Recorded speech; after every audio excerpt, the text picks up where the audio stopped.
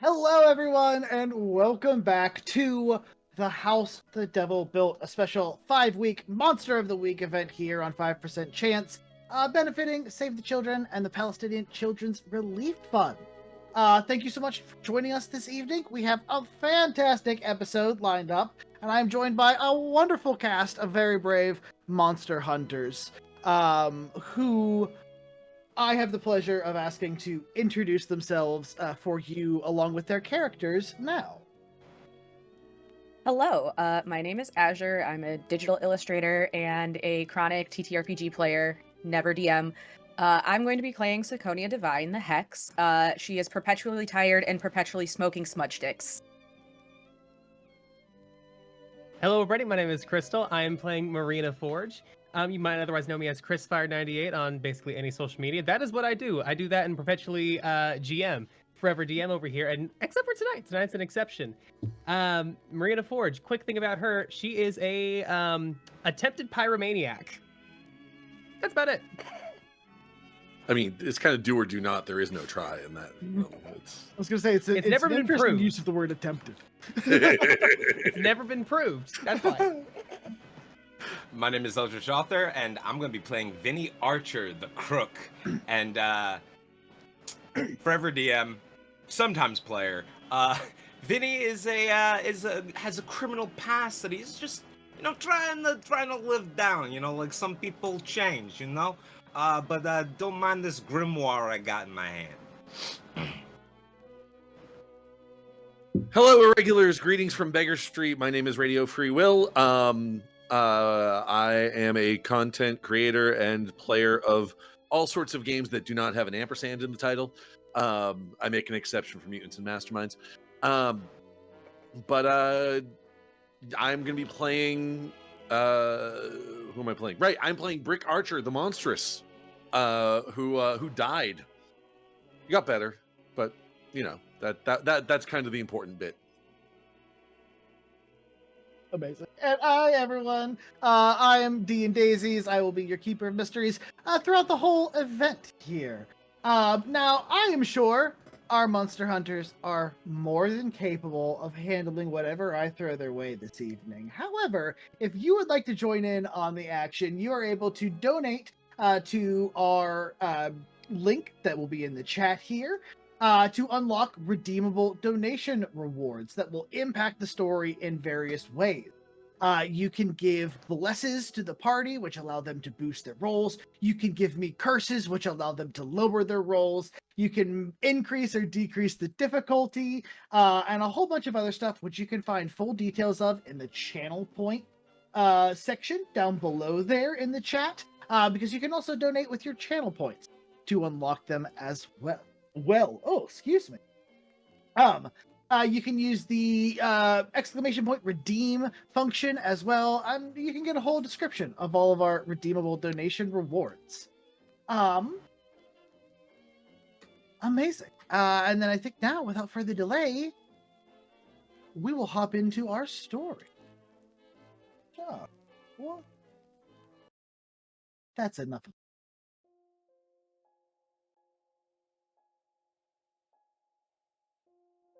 Isn't it funny how time seems to wipe the slate? Even the worst scars fade with time until they're little more than a slight discoloration against your skin. It's funny, isn't it, how all that pain, all that suffering can seem so far away.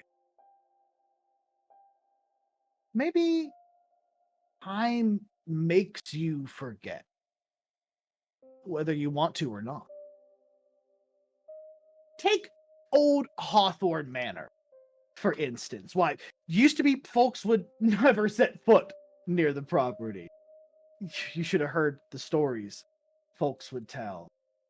How the Hawthorns murdered each other one night in cold blood. How their spirit never moved on. How a team of exorcists were sent from the church one fateful night nearly 16 years ago and were never heard from again. Of course, all that is little more than stories right now. Hardly anyone's still around to remember that clearly. Seems time has wiped the slate clean once again. A year or two ago now, a wealthy doctor from New York purchased Hawthorne Manor along with the property. Being the metropolitan New Yorker that he was, he had never heard the stories of the place, and the real estate company was certainly in no hurry to tell it. But pretty soon, folks had new stories. Stories about that big city doctor who went mad. Stories about the doctor who never left his house and was never seen. Stories about strange lights that could be seen from Hawthorne Manor late some evening. But none of that is what draws your group. I believe one of you is in possession of a very special book. Who would that be? That would be Vinnie.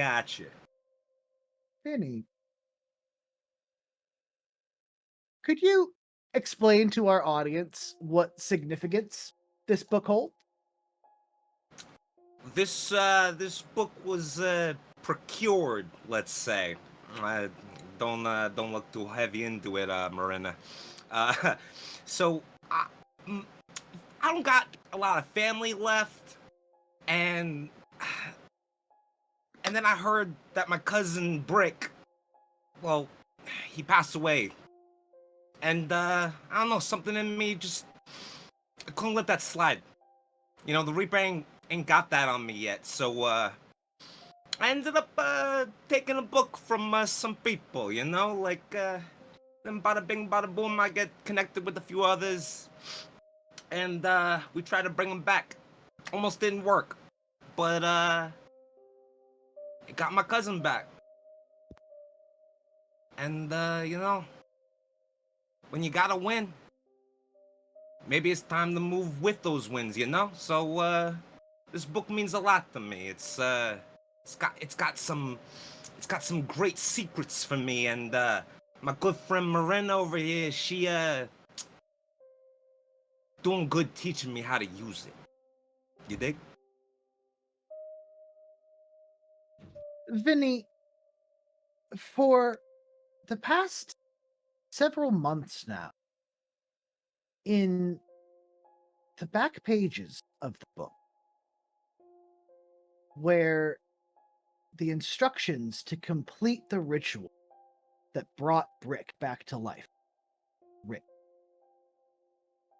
there's been another message that is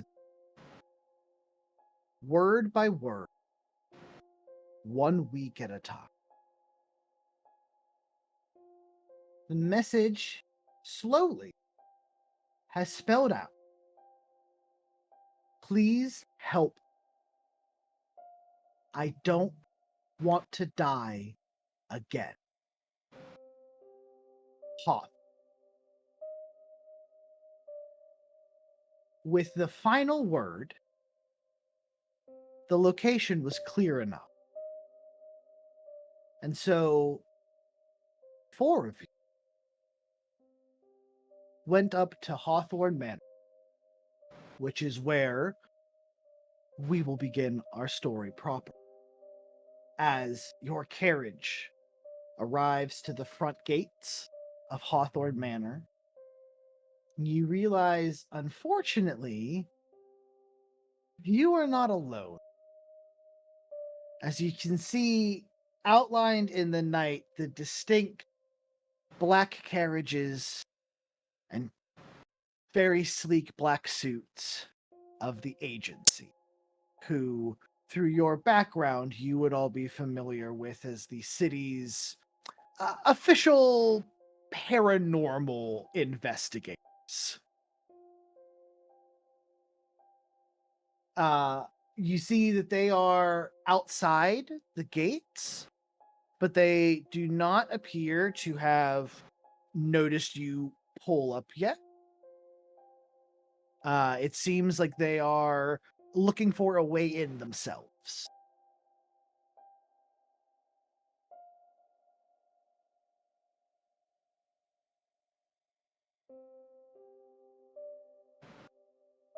Synconia takes a big drag of her smudge stick cigarette, which is lavender, clove, and rosemary. You all can smell it. And just puts her head in her hands and goes, "What the hell have y'all gotten me into this time?" Gotten you into. That's the book. Who stole the book and broke the ward? Details. Listen. We don't gotta worry about all like the little nitpicks, you know. I mean, dying kind of sucked, and someone doesn't want to do it again. I don't want to do it again. Listen, you don't need to get the morbs or anything. We're not going to let that happen. What we are going to do is we got to figure out a way to preferably not deal with. And Marina will point towards the black carriages. The less questions they ask, the better, I think. Yeah, giving me the creeps over here. I would prefer not working with them again. Okay. Part of me wants to go up and approach them and just try to like scare them off a little bit. Here's the problem. Being what I am,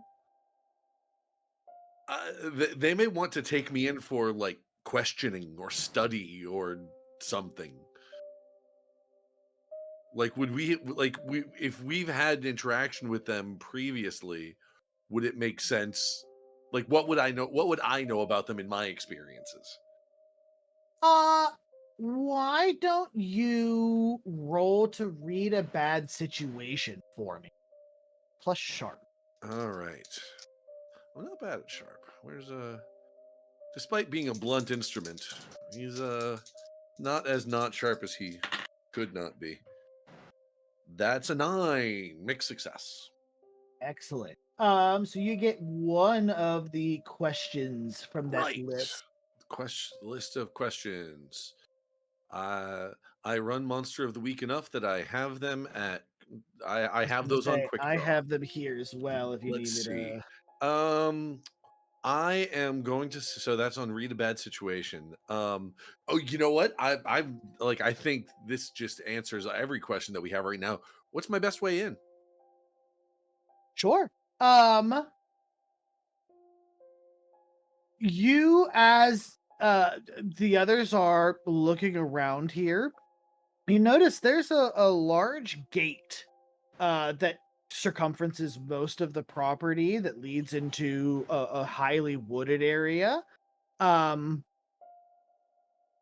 you notice that there's some areas of the gate that appear to be in pretty ill repair, rusted enough that you might be able to bend them open and Sure. sneak in through the side. So while the other 3 are deliberating, I'm just gonna head on over and try to keep as low a profile as possible, try not to get seen, and then just like bend them open, like, guys.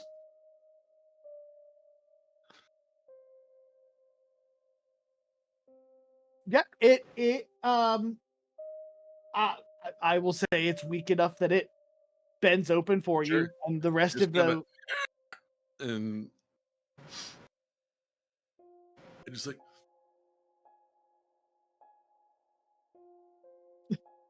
trying not to make noise to attract it, but still being like kind of obvious, like. Synconia probably watched you walk over there with like a tired ass look on her face. It's just like, come on, y'all, let's go. Yeah. So you all slip in through the fence and make your way through a rather thick section of woods that lead up a hill along the driveway to Hawthorne Manor. As you find yourselves kind of creeping at the wood line, looking out onto the manor. You notice there's a figure that appears very briefly in a window that looks out before you see the curtain shut again and the figure disappear into the house.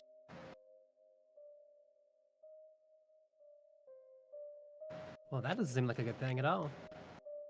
Wait, does someone live here? Didn't some big city boy buy this place because nobody told him otherwise? Yeah, some Yorker. I mean, Stares hasn't at the thing Vinnie been with her said head that he cocked. hadn't left it? He never left. Wasn't that the rumor? Wait, are we breaking and entering now? Is that going to stop you? I mean, I don't want. I don't want to be a bad guy. You see Synconia's face soften a little bit and go, Brick, you're not a bad guy. It's okay. Okay. Yeah, we're trying to save somebody. Oh, okay. You know. Oh, so it's like when the firefighters do that.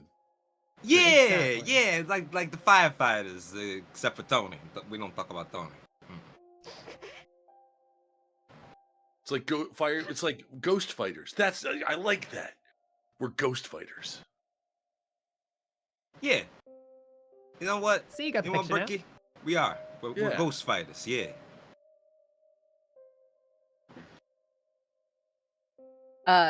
Synconia's gonna walk up to the house, ignoring that entire conversation. And just look to see if there's any open windows, any doors unlocked. Sure.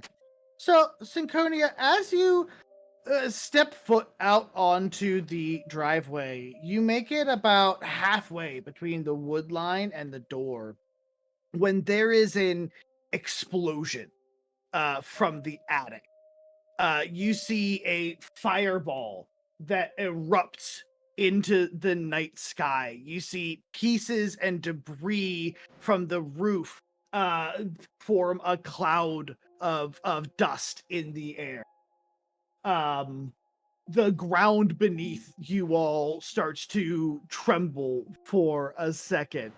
You can hear from down below that there are shouts and yells as the agency is trying to now break open the gates so that they can get up here and figure out whatever is happening as well. So Synconia's torn between, oh hell no, I'm not going in that house, and oh hell no, I don't want to deal with these agents, and try to figure out which one's worse for her. So you see like the mental, like the gif of like the calculations floating in the air for a minute. And then she sighs and just does this and starts walking towards the house. Marina's gonna quickly catch up with Synthonia and very enthusiastically just like start theorizing very absentmindedly about what that explosion could have been. Start like sniffing the air, start trying to figure out what that fiery ball might have been caused by. Very much what she's doing right now. Smell, I detect a hint of napalm with a trace of pine pitch. I feel like that's how that goes. Very much so. Brick is right behind with his scary dog privileges. Vinny also behind, but keeping an eye out. Okay, excellent. So, yeah, the four of you are able to make it up to the door of the manor.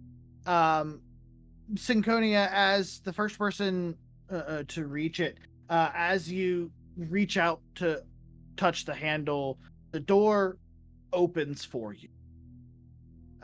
You see inside there are boxes and crates that litter the foyer that haven't been bothered to be unpacked. It looks like there's evidence that it has been recently cleaned. The floor is bare wood, but you can see that there are places where the wood is lighter, where there's been some kind of rug or a carpet. You can smell the must in the air that even though this is a house that has been lived in now, this room, this area still has not seen much use. Must we? And off in the corner, you also see a grandfather clock. It's not running, but it appears to have a time that is set to 11:55. Do we know what time it is? At like outside the house? Outside, it is past then. Cool. I'm gonna say it's probably 12:30 in the evening at this point. So we've got a grandfather clock that stopped, a missing rug that can only mean a body's gone missing somewhere, and dust everywhere. Synconia peeks in and goes, "Hey, Vinnie, I heard there was a stoolie in that house."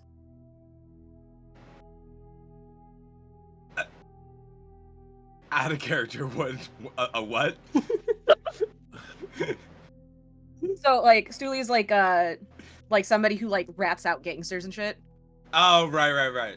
Yes, that very key choice of terminology there. Ratting out gangsters and shit for your stoolie. That's what stoolies do. You know, it's A stoolie, huh? Well, we don't tolerate stoolies. Synconia's not going first. That's Yeah. Wait. Marina, what do I do about stoolies? Do I still It know, depends. like, Are they with us or against us? That's the depending factor right now. that is fair. Do they prevent us from surviving? If so, we do. If not, then we just make sure they don't wake up for a hot minute.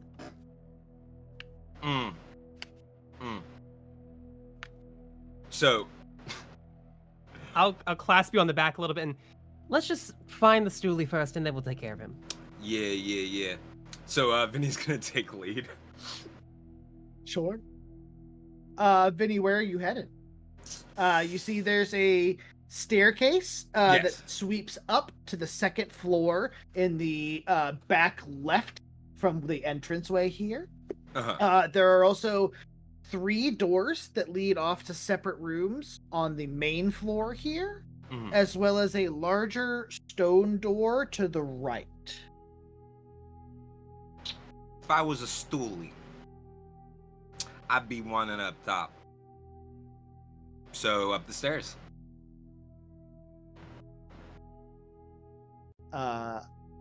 As you reach the top of the stairs here, you see a flit of movement from your left, and you turn to see a figure running down the upstairs hallway and jumping out the second-story window.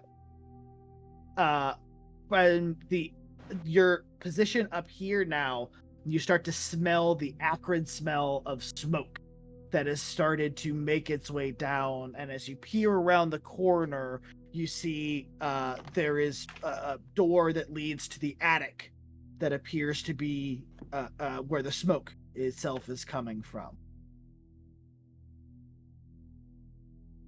Hey, yo, Marina! I very quickly and hurriedly come up the stairs. What is it? Did you find the smoke? Did you find the Smoke's fire? coming from the attic. I immediately start going towards that door. Hey, yo, Synconia. What would you do if your house was on fire? And you were upstairs, but you couldn't get down. I mean, they'd have to. I'd run down the stairs if I could. I suppose I'd go up. Did somebody jump out the window? It looks like it. I just saw somebody jump out the window. Does the window, like the window that the person jumped through, is it open, shattered? It's shattered. Yeah, they jumped through the glass. Oh, okay. Like, and I heard and saw like the glass shatter and everything. Yeah, you saw them. You heard them running down the hallway. Saw them jump through the glass. You didn't get a good look at who it was because the lights are not on in the house yet, even though it does look like it's been recently rigged up with electric lighting. It's not currently on in the upstairs. What do I see when I look out the window? looking out the window here, you see the tops of the trees, as well as what appear to be some largely overgrown hedges and shrubs from a garden that's on the back of the property. Yeah, Did that they was really weird. aim for the bushes? Yeah, that was weird. Yeah, somebody just jumped out. You heard the glass shatter, right? I did. I just assumed you or Marina blew something up. Not yet. It not wasn't this me time. this time. I'll have found my way up the stairs by the time we get to this part. Mm-hmm. And just sort of like look out the window. Where'd he go?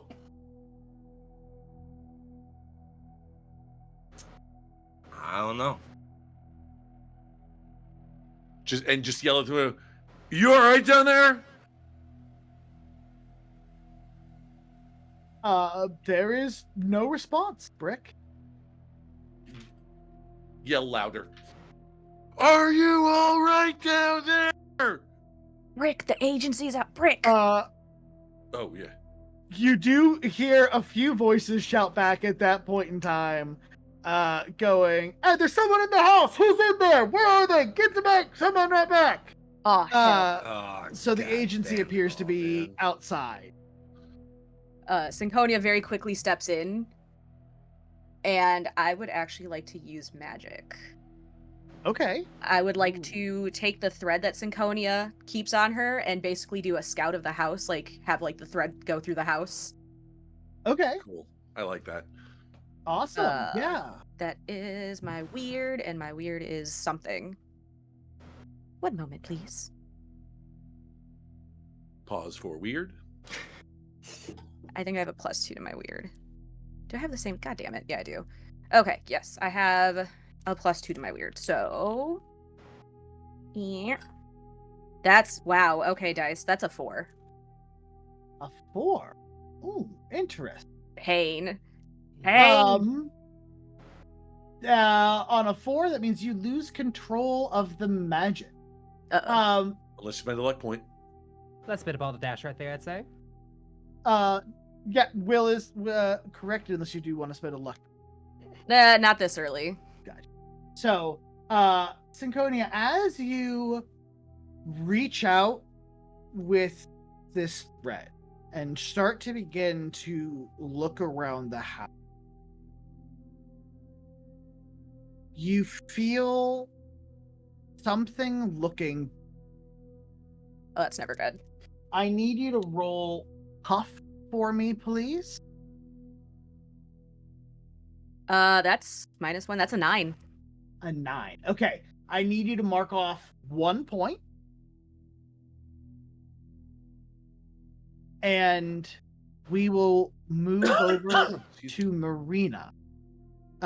Marina, as the others are checking out this window and debating what might have happened, you head over to the attic stairs. Yes, I do. From the bottom of the stairs, you hear what sounds like a like a hissing of air of some sort, as well as someone coughing from up there. Is the door open or is it closed? It's open. It's open. I do want to wrap my hand in a cloth.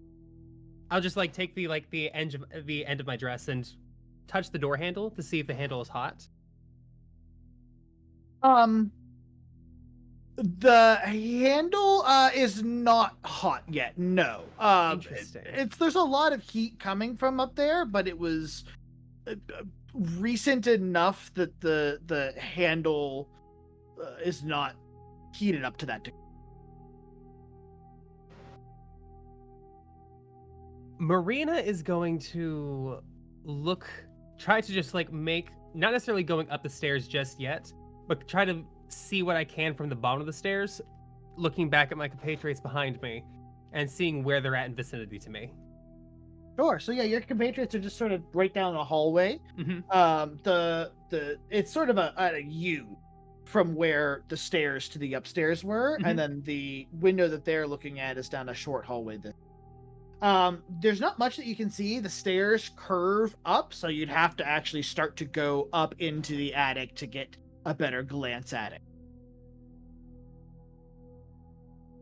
I'm gonna take one step into the stairwell, pause, look behind me, and just say to everybody else, if any of you are done lollygagging, I'd like to see if one of you could accompany me upstairs.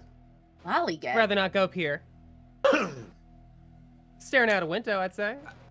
Bricky, if you can handle that, we gotta deal with these agents. I'll take care of it. Yeah, sorry about that. All right, yeah. What's up? What do you need? I just So, don't want to go upstairs where an explosion was alone. Brick, Yeah. as you turn to ask this of Marina, you see the door to the attic slam shut With Marina on the other side? with Marina Mhm. as on the other side. We have an early redemption from none other than Run DMG, who was a player last week.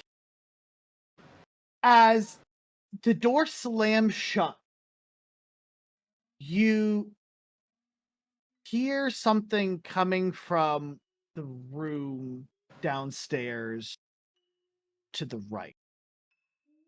It's a piano that is very slowly clinking out Twinkle, Twinkle, Little Star. And there appears to be a voice that is humming ethereally over top.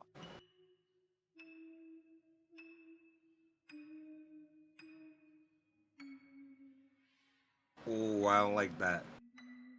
Did the door just slam on Marina? We need to get Marina out. Vinny's gonna try to open the door. I'm already at the door. Oh, you're already at the door. Yep. Yeah, I'm gonna try to okay, so generally speaking, weird is used for not just like magic in particular, but also like to sort of do anything that's beyond human capacity, which I mean is technically magic. I want to try to rip the door off the hinges, basically. Okay. Like I want to try to tap into this unholy strength that has been, you know, bestowed upon me since my quasi resurrection. And just Okay. Go ahead and then roll weird for me, Brick, if we're using magic. that's boxcars, baby. That's a 15. Oh, amazing. Okay.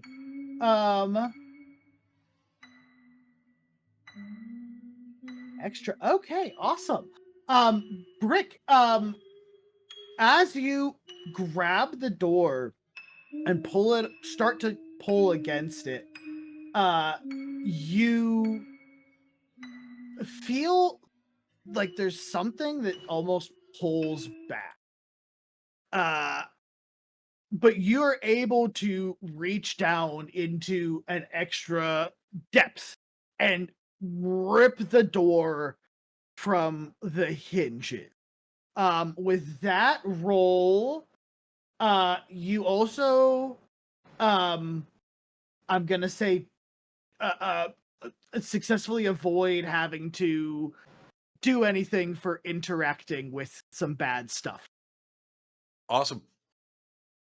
But yeah, Marina, the door slams in front of you, and you have about 10 or 15 seconds until you just see it rip off, and Brick is standing in front of you again. And standing in front of Marina, I'm going to say like, all right, let's go upstairs. I am so glad to see Yo Gigamuk tonight. Let's get up there. Question: does it sound like the agents are trying to break into that or get into the house as well right now? See your goo muck too. It does. But strangely, it seems like the door has locked behind you. Gotcha. Yeah.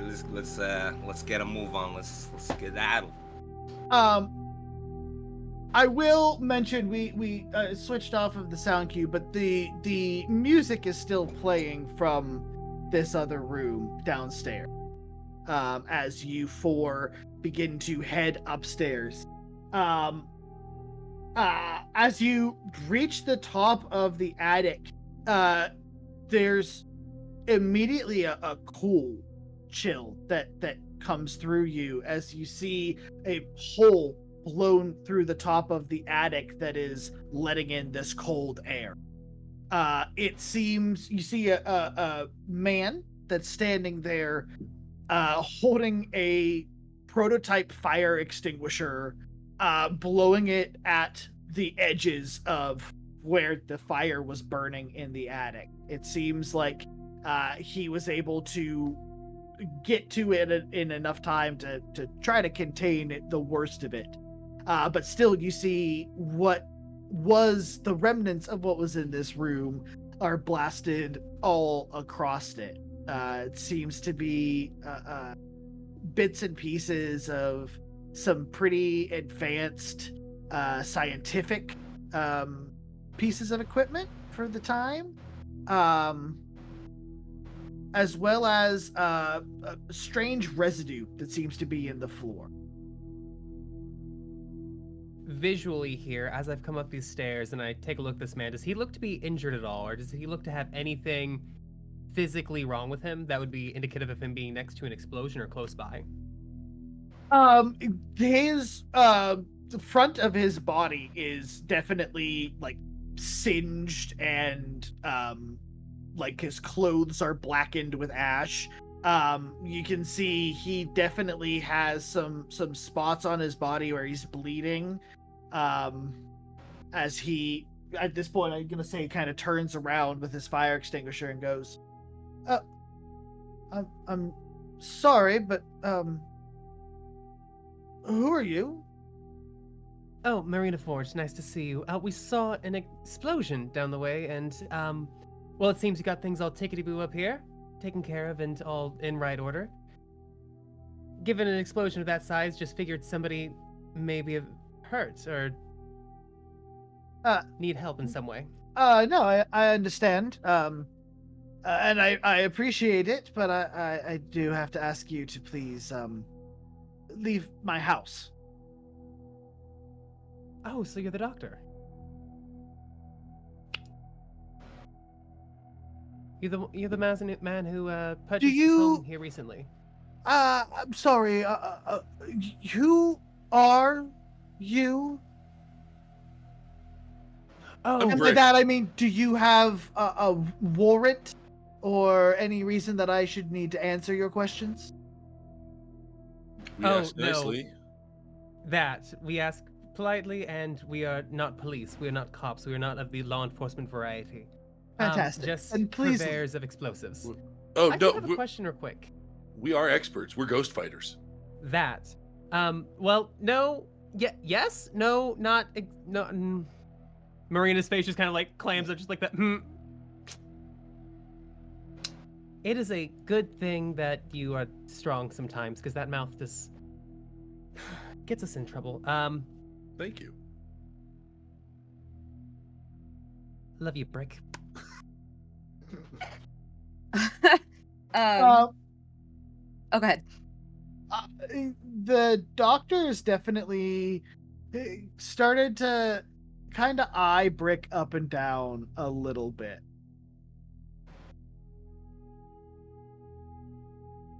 You would have happened to have any strange, odd goings on over here in the building, have you? There's just stories that everybody in town's learned. Yes, they neighbors, they do like to talk of the stories of this place, but superstition, of course. And the Right. Pile of Dead. Right. Superstition. So Doc, may I call you Doc? Take a seat. Listen. I'm gonna tell you right now. Yeah, no, we're not cops. We ain't scum like that, you see. But we're here on a mission. Understand? We're here because somebody needs help. Now, whether or not that's you, I can't tell. But You see my cousin here? You see my cousin here? You see where he did your door? Right? Now, we don't want to cause any more damage to this house. That wouldn't be proper. But to our understanding, from our intelligence, somebody's in trouble. And if you get in the way, well... Wait. I might have to go back to my old ways. I'm gonna say. Sorry, go ahead. I'm gonna say, go ahead and roll to persuade someone here. Yes. Plus charm, please. Whoa.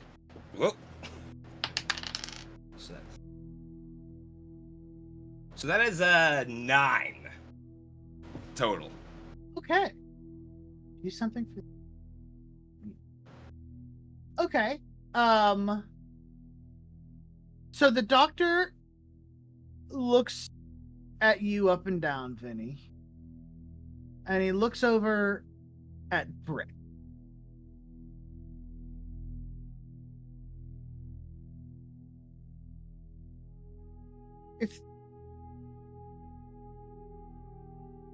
If you're here to investigate what truly happened,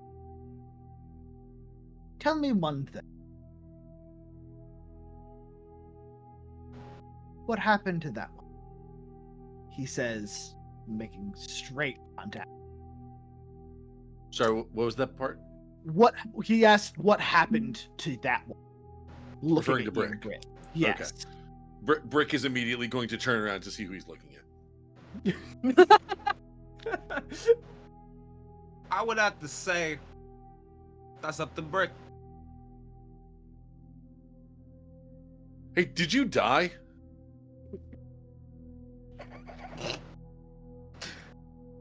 God Did damn you? it, Brick. I asked first. No, but you actually didn't, Bricky. I asked him first.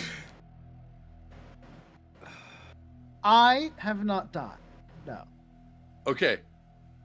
I'm gonna look over at Vinny. I'm looking over at Vinny and just. I think this guy's the trouble. We'll figure that out. All right. So Brick is going to look at Synconia and just kind of like with the look on his face of like, what do I tell him? I'm not sure what to say here.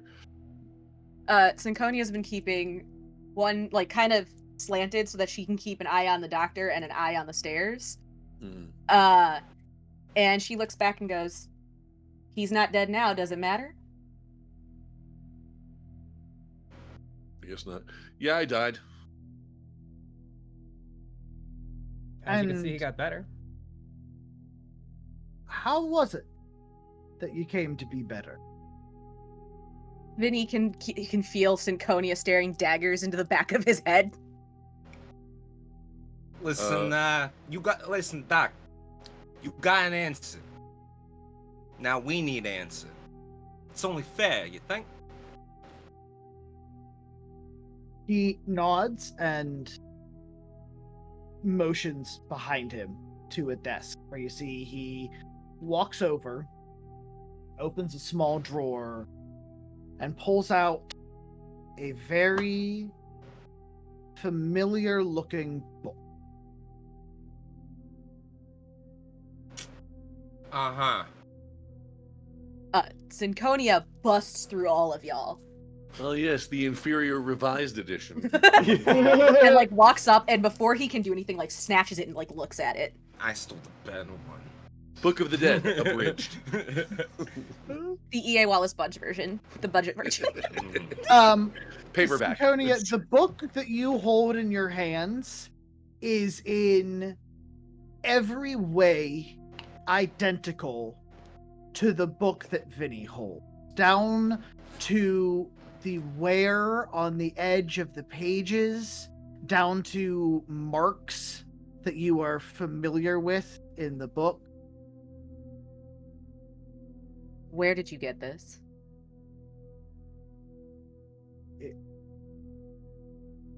Found it within the house. Where? It was downstairs in the study. There's have supposed to only be been- one of those, right? Yeah, that don't sit right with me.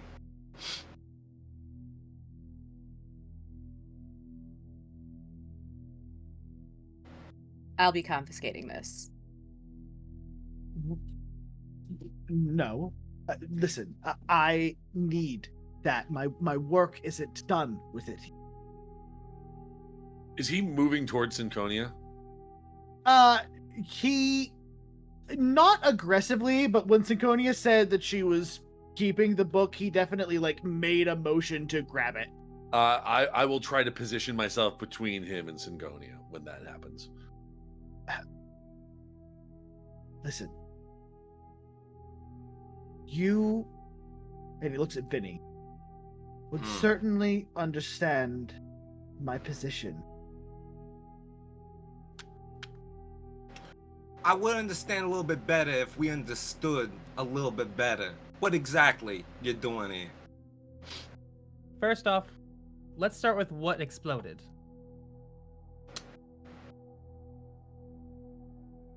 What caused that glorious fireball through the roof of your house that we just seen?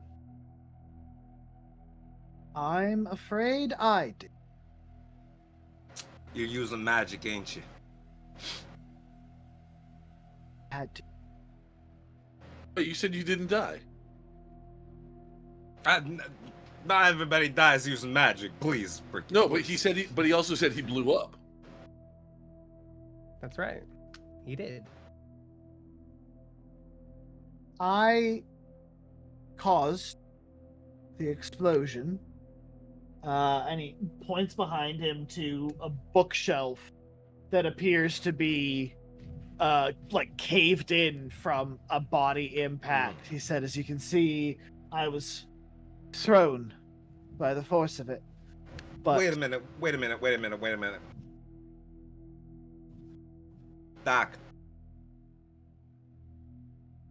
I think we might understand each other a little bit better. You might be right. Because when we lose somebody, we can do crazy things, you know? But, you're trying to use magic, saying you got it. And then you got a fascination with my cousin. Who are you trying to bring back? Better question. What are you trying to blow up with the magic in the fascination with the dead?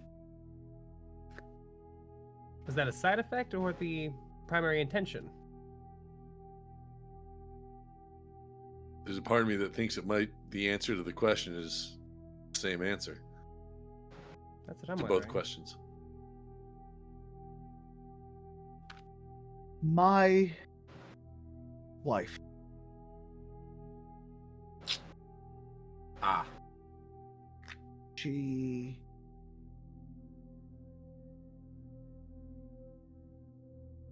grew sick because of the work I was doing in New York. We brought her here, try to get some clean air. But it was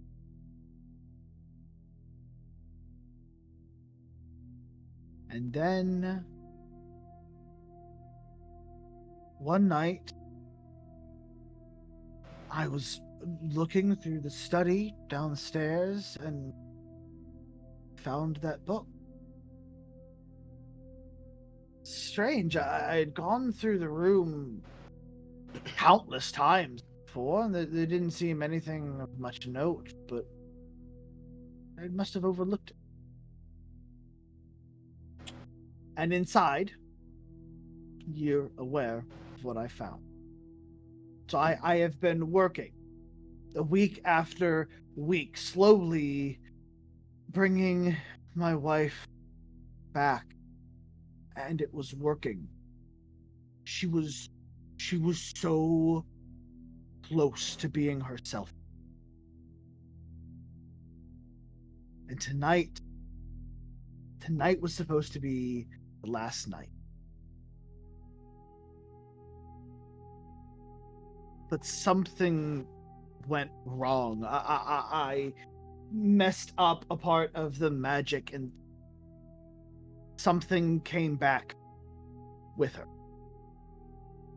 I tried to interrupt the ritual before it was too late, and that's what caused the explosion. I think she was scared and she ran away afterwards. If we find her and bring her back, I know I can fix whatever went wrong. You can't. As these three learned, the ritual in the book is not complete. The only reason it worked with him is because I stepped in. We got lucky. And by lucky, I mean Exceedingly. Synconia showed up right when she needed to. Well, then you can help. And I mean, it's clearly not. I would also like to point out, and Brick is going to like roll up his sleeves and like tug down on his collar a little bit, showing the scars, like the scars where like the stitches are that put him back together. That was part of the ritual. It's not exactly a perfect process. I am aware of that, unfortunately. So the person Vinnie saw jumping out the window. Your wife, I presume? Catherine. Well, Wait, if she made it outside, either she's running around the gardens or the agency has her.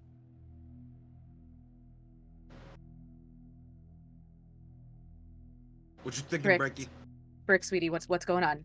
Talk us through it. so if she jumped out the window, who's playing piano downstairs?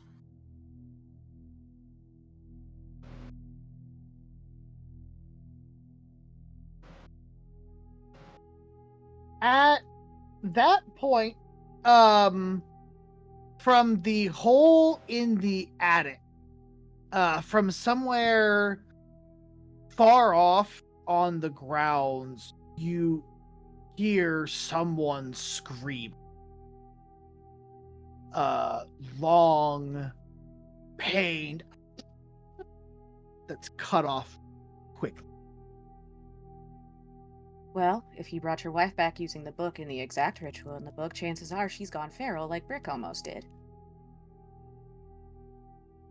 Oh, yep. Oh yeah, I forgot about that.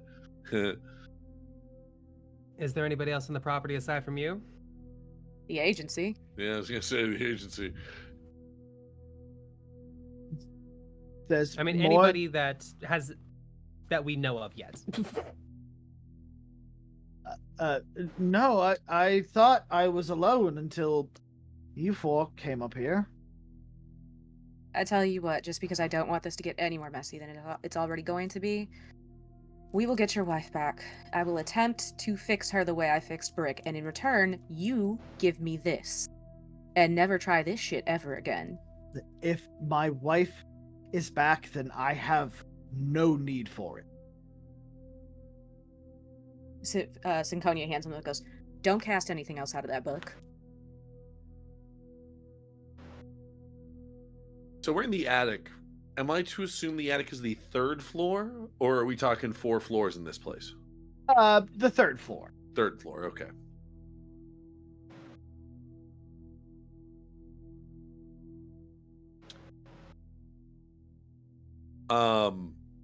Oh, the door is locked behind us downstairs, by the way. If we're going to get out of here to go look, we're going to have to use alternative methods. Oh. I vote not the window. Brick looks over at the window. Or at the hole Brick, in the attic. I should say. no. Brick, It's not, no. It's not that far. Brick, For honey, you, you would I be understand fine. that. No, we wouldn't. You would probably... No, Yes, but I could go out well, and let you guys well, in. I could use the thread to get down. I don't know about you two. Yeah, I'll be right back. And I'm jumping out the hole in the attic.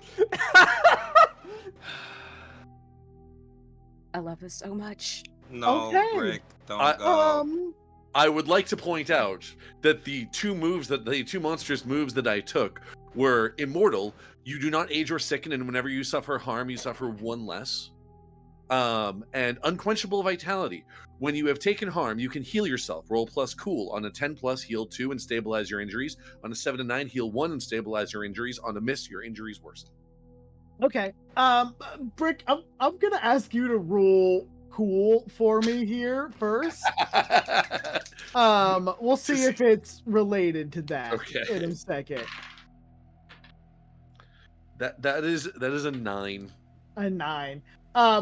Brick, you jump out this window and almost land like a perfect little tuck and roll as you hit the ground, but unfortunately, you land on your shoulder where some of your stitching is. And as you stand up, like perfectly convinced that you've like nailed it, your arm just sort of like flops around. So I did like I'll even do like the whole like I'm gonna put like like when the gymnast like sticks the landing, they put their arms up. I'm gonna do that and then realize like, oh shit. And on that note, I would like. So did I take any harm for that, or is it just you take 2 harm reduced to 1 with your ability. reduced to 1? Okay, then I would like to use unquenchable vitality to try to heal that up Go for it. and stabilize my injury. So basically, I can just kind of like take that and Imhotep back it. Yeah, pretty much. Yep. That's on a cool. So that's a 10. I can heal 2 and just kind of Awesome. pop and like I do the stick the landing and like no, hold on. And okay, all right, let's go. And just sort of like do the like athlete jog over to like the back end. Like I don't like it'd probably go. I don't want to go to the front where the agency is, so I'll go around to, like the back. And if there's like a way in through a back door, I'll try to get into there. Gotcha. As Brick, you go running off into the darkness to go check to see another way in.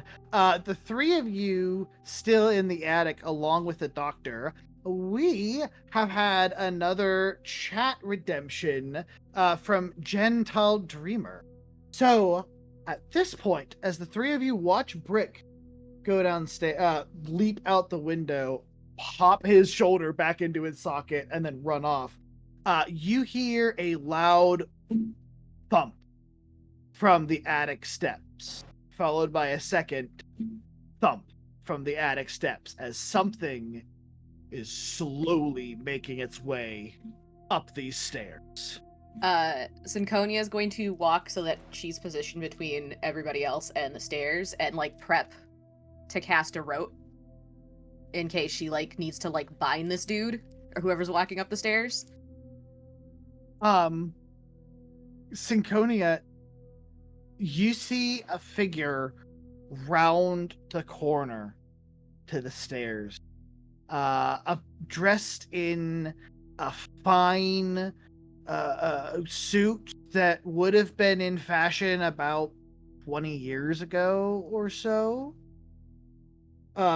You see the hand just sort of gently gliding on the railing out of memory, and you see a stump of a neck with no head attached to it. Aw, hell. As it takes another step forward.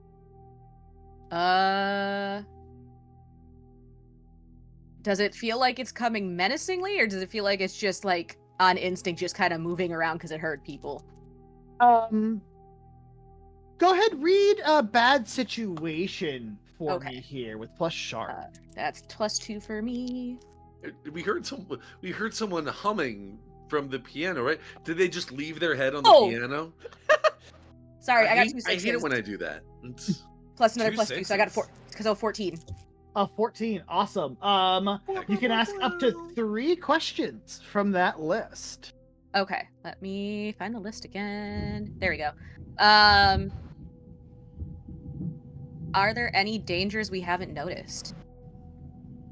Yes. As you turn around to kind of look back at your allies, since everyone's attention was focused towards the stairs, you notice that behind your group, another figure has appeared in the attic. This one is the figure of a woman wearing a dress. You can see there's a large red stain on her abdomen, and she is holding a head by the hair. Fantastic. What's the biggest threat?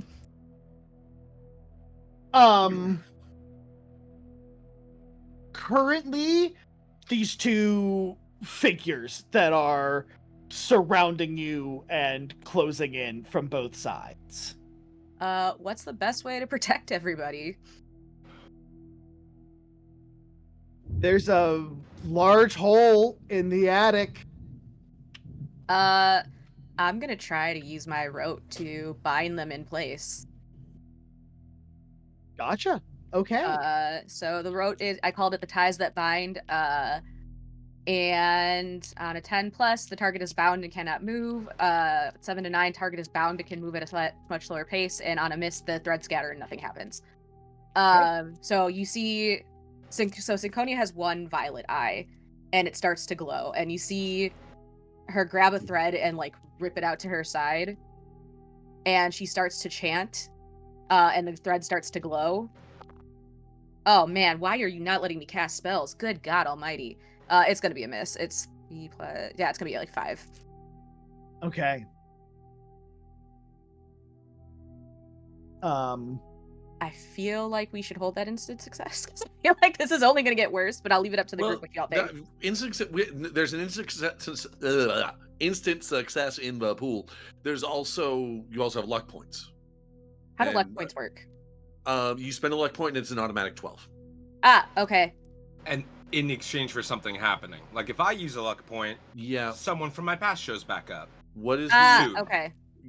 Let me look up real quick what the hex's side effect is. The hex special. When you spend luck until the end of the mystery, backlash on your spells will be extra nasty.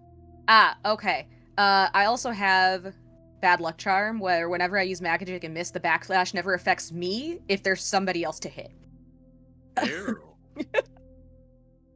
So that really almost feels like them under the bus here. That feels like an excuse to use that luck point. Yeah, no, I'm gonna go ahead and use the luck point to worst backlash, succeed. and then channel that backlash. That's like I'm gonna go ahead and use that luck point because I don't want everybody else to get stuck. Game the game, y'all. It's Then Synconia, as you pull this thread and try to cast your rote, you feel the same presence that you felt when you tried to search through the house, but this time you're more ready for it, and you're able to push through with your magic, and the rest of you see beneath the feet of these two spirits there's a circle of runes that appears, shining light upwards like a cage almost, and you see they both just sort of like stop and then just sort of stare menacingly at your group. I believe it's time to go. Agreed. Get the doctor out of here. Get all you out of here. As Vinnie opens the grimoire, and he is going to attempt to banish the ghosts with his magic. Okay. Can I make it aware before that happens, I'm grabbing the doctor and I'm walking downstairs? Yeah, I would have Vinnie would wait until everyone was out of the room. Oh, Synconia's not leaving. Synconia's gonna make sure this doesn't go bad. Okay. Did you say the door was locked too? The front door is, yeah. Oh, the front door. Oh, wow. Yeah, you ripped that door off the hinges. Oh, yeah, that's right too. Yep. So yeah, go ahead, roll weird for me, Vinny. I got 9. 9. Excellent. So you can choose Although I do have a question. Please. Yes. The grimoire, it says that studying the book gives +1 forward to use magic. Does that mean for this roll?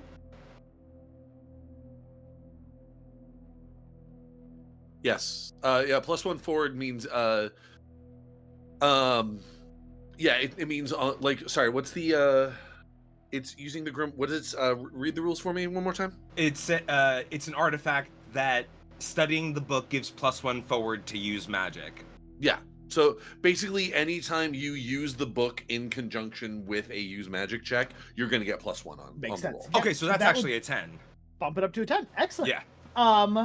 And you're choosing to banish them from this specific place? From this place, yes. Excellent. So as the spirits, Vinnie, you pull out your grimoire and begin to cast the spell. You see already locked in place by Synconia's magic, the spirits slowly start to disappear from their feet upward, kind of vanishing into the air. The last thing to disappear from either of them being the eyes of both Mr. and Mrs. Hawthorne. As we leave your group, as Vinnie, you head back downstairs to rejoin Vinnie and Synconia head back downstairs to rejoin Marina and the doctor. We are gonna pop back out to Brick down on the first floor. You make your way over to the side of the building where you go to check the back door. Unfortunately, it seems like you are not the only person who has had this idea. As you see, there appears to be a light from around the corner of the building that you can see growing brighter as they approach. As soon as I turn the corner to see it, I am immediately just gonna turn my back and make sure try to duck away before they can see me. Okay. And what is near me on this side of the house? Out the back here, there's a small courtyard in between you and the back garden area that's well overgrown, that you saw whatever jumped through the window kind of ran off back that way. Beyond the garden are the property grounds and then the woods behind the house. It's probably a 100 yards, a football field, maybe a football field and a half from your position to the edge of the wood. Okay. I'm gonna run off into past that courtyard and off in the direction of the thing that jumped out the window. Okay. Awesome. Go ahead. I'm gonna say act under pressure just to see if you can scoot away before you're spotted. We're splitting the party. That always works great. Oh yeah, no, yeah, always. Especially in this. No, honestly, it works a lot better in Monster of the Week than it does in other games. Yeah. Failing forward, I think I've heard a lot about this game. Oh yeah, absolutely, yeah. That is a fat 6. I am actually going to spend one of my luck points to make that a 12. Okay. Which bumps it down to an 11 because I have -1 cool, but yeah, I'm spending one of my luck points. Awesome. Then yeah, Brick, you dash off into the back gardens here. And as the two members of the agency who are walking around here, around the corner, vaguely from far away, you hear them go, "Did you see something over there?" Nah, it was nothing. All right, come on, let's go this way. And with Brick running off to the backwoods and the rest of the party regathering down on the second floor, we are going to head off to our first break of the evening. Don't go anywhere, fool. The urge for Brick to make a random meow was super strong right there. Meow. Amazing. Yeah, don't go anywhere, folks. We will be right back. If you're going anywhere, grab a drink because hydration's important. Hydrate or die straight. It's go take care of yourselves and then come right back, because we will be right back soon. Hello and welcome back to the House the Devil Built, episode 2, The Human Condition. Where last we left off, our fearless Brick was running into the back gardens of Hawthorne Manor. Fearless Uh, Brick. Having been separated from the rest of the group upstairs, who had to deal with some quick friends that we might remember from last week, if you were. So we are going to Brick. Real quick, I did spend. I would like to point out that I did spend a point of luck to evade the agency, trying to chase after whoever jumped out the window. And so the monster special, when you spend a point of luck, your monster side gains power. Your curse may become stronger, or another breed disadvantage may manifest. Okay. So, given the fact my curse is Dark Master, and I believe we established in character creation that one of a member of Synconia's coven was my Dark Master. Or do like I will leave it up to the keeper as to whether it's my curse becomes stronger or I get another disadvantage. I was gonna ask you, Okay. Brick, what you thought that meant as your monster side starts to take over further. I think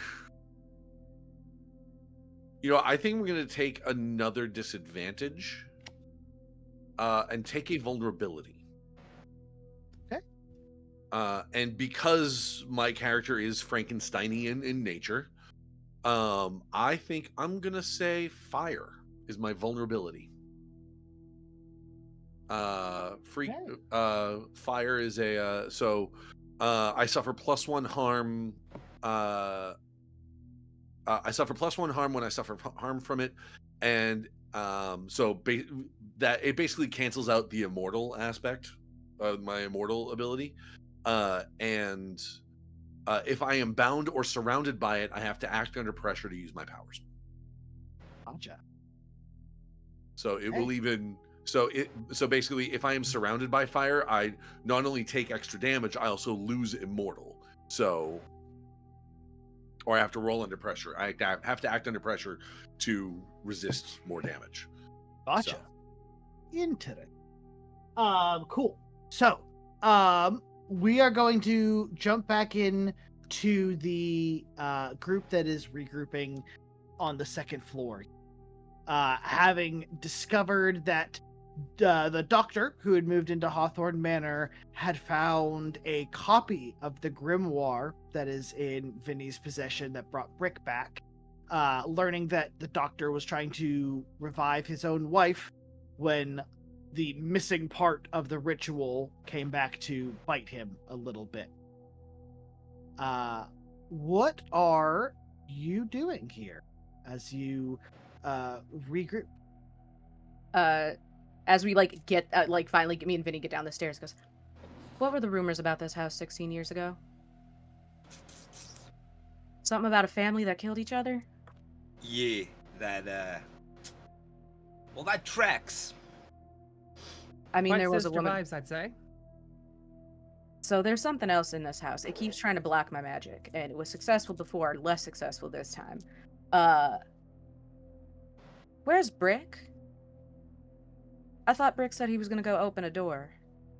Well, I can assure you that I've not heard him open a door as we've been down here. Oh, hell.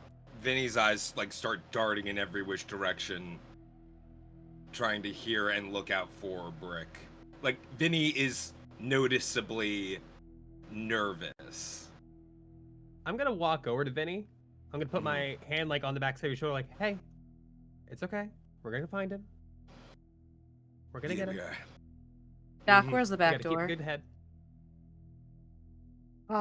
There's a door to the back, out the kitchen, downstairs. There's also several exits onto the porches on either side of the house.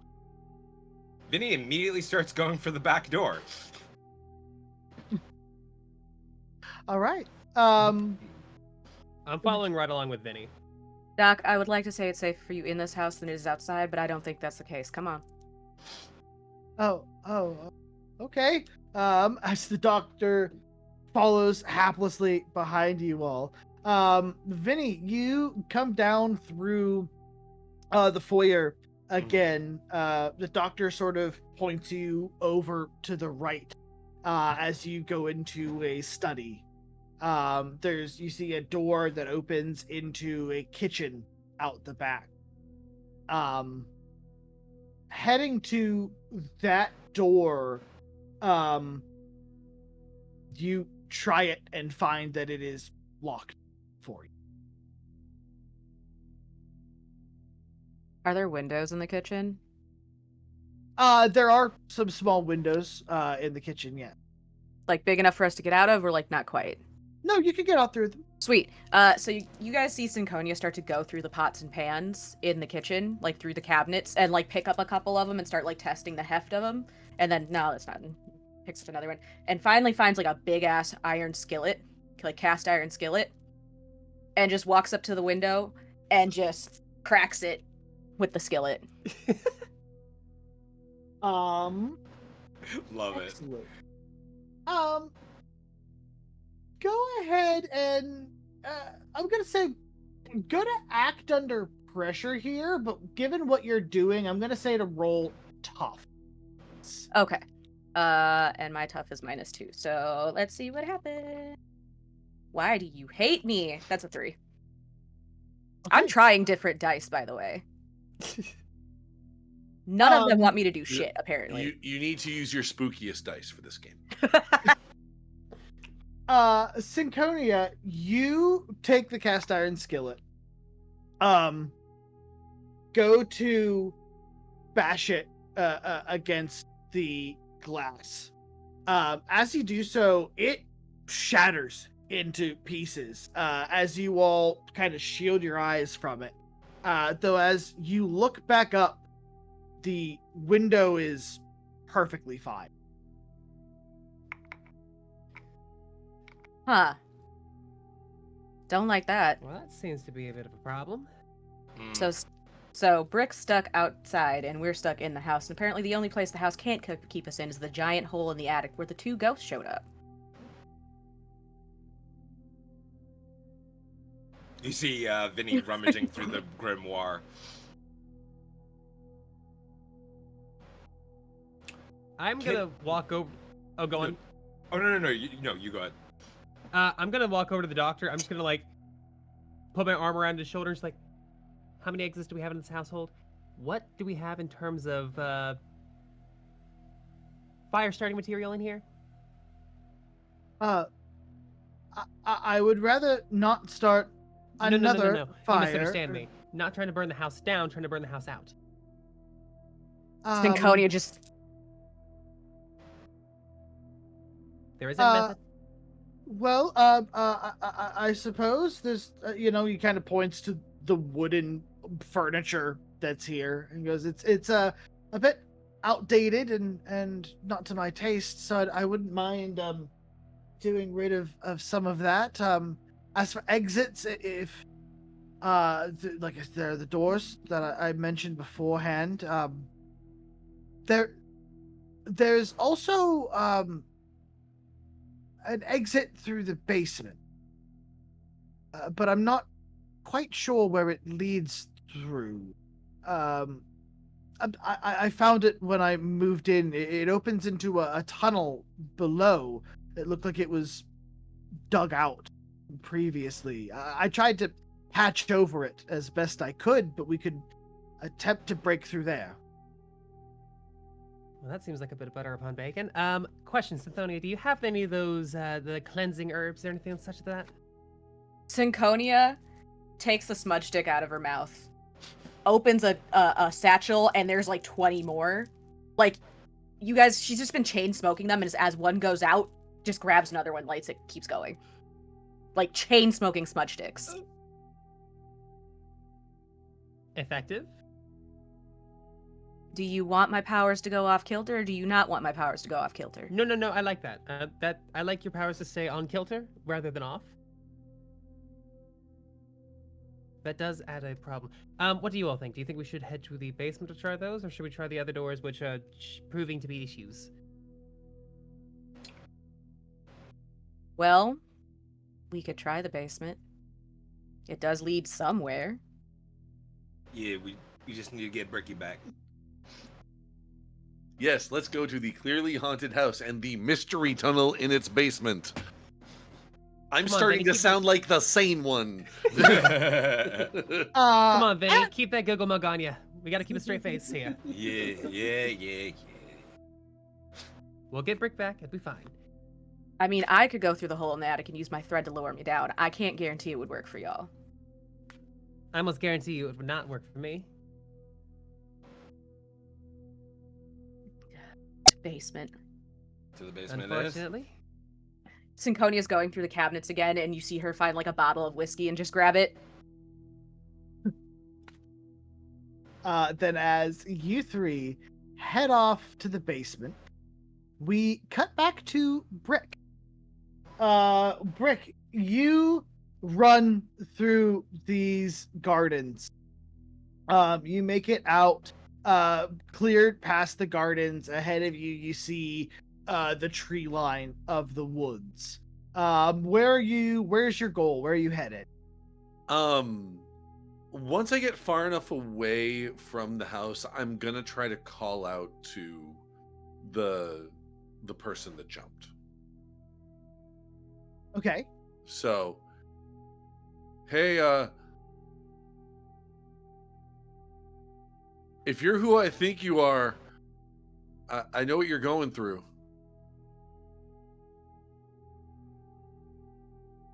It's scary. Really scary, I know. It's like, it feels like being born, but like remembering it. And that's messed up. And it makes you want to like fight to go back. Cause like where you were before was like warm and comfy and you were supposed to be there, and now you're not, and it's cold and your body's falling apart, and like you're not sure who is doing what, and you're wondering what it means, like any of the words you're saying or any of the things you're thinking. Brick, as you finish this, specifically as you get to as your body falling apart, you kind of place your hand against a tree and look around, and when you pull your hand away, you see it's covered in wet, thick substance. Yep. You glance down, and you see the body of one of the agency members propped up against this tree. The body appears to be missing its right leg from the hip down.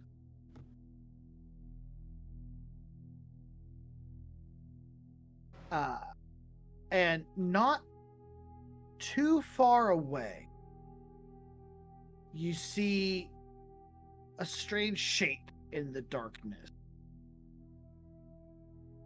Glance over, and you find an old, gray-skinned leg from the knee down.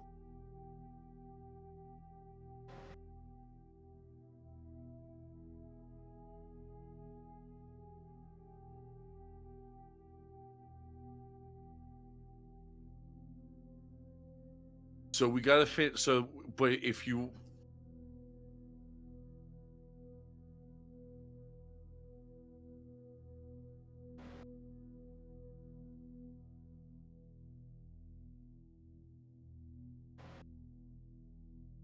So here's the thing.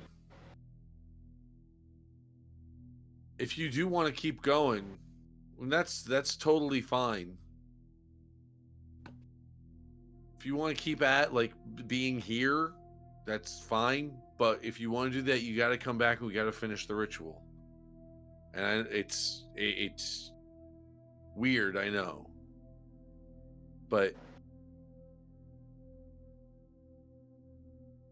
if you don't want to finish the ritual and you want to, go back to where you were, you can do that too. But what you can't keep doing is, hurting people and, taking legs. Because you know what they say, a leg for a leg leaves the whole world something. I don't know. Brick, you see out at the tree line here a shadow start to unfurl itself and stand. You see what appears to be in the moonlight a woman standing there.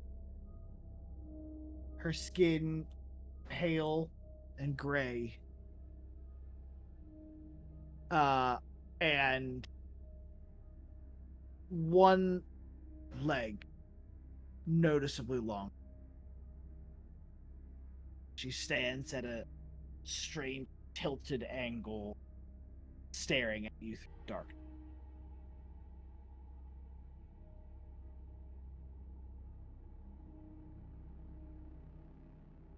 We didn't have a choice in what happened to us.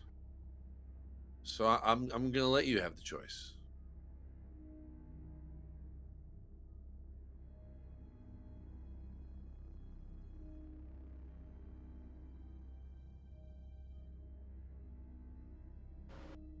You see she stands up straight for a moment before her shoulders sort of roll forward and she leans down and on all fours begins to gallop towards you. Her Okay. gait Okay, I'm starting to think strange maybe it was and a different off ritual that they kilter. did.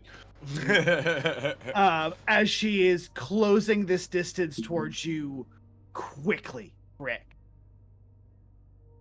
I am.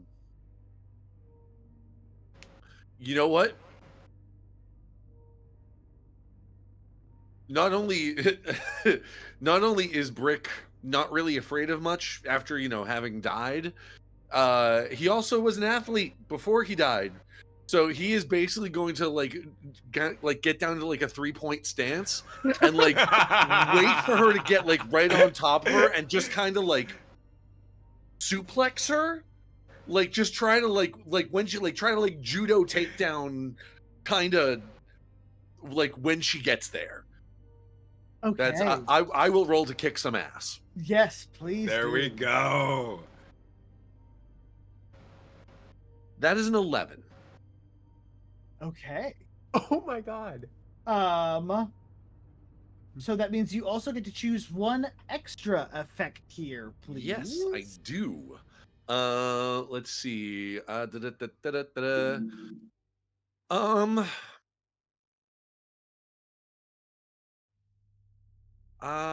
am, since I'm the only one in this scene, the advantage is probably not the best move.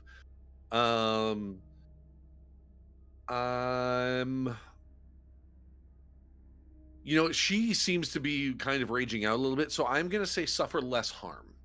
So I'm gonna take an additional -1 harm on this. So that's I'm already taking -1 for immortal, so I'm gonna take a grand total of -2 harm to however much she was gonna do to me. Awesome.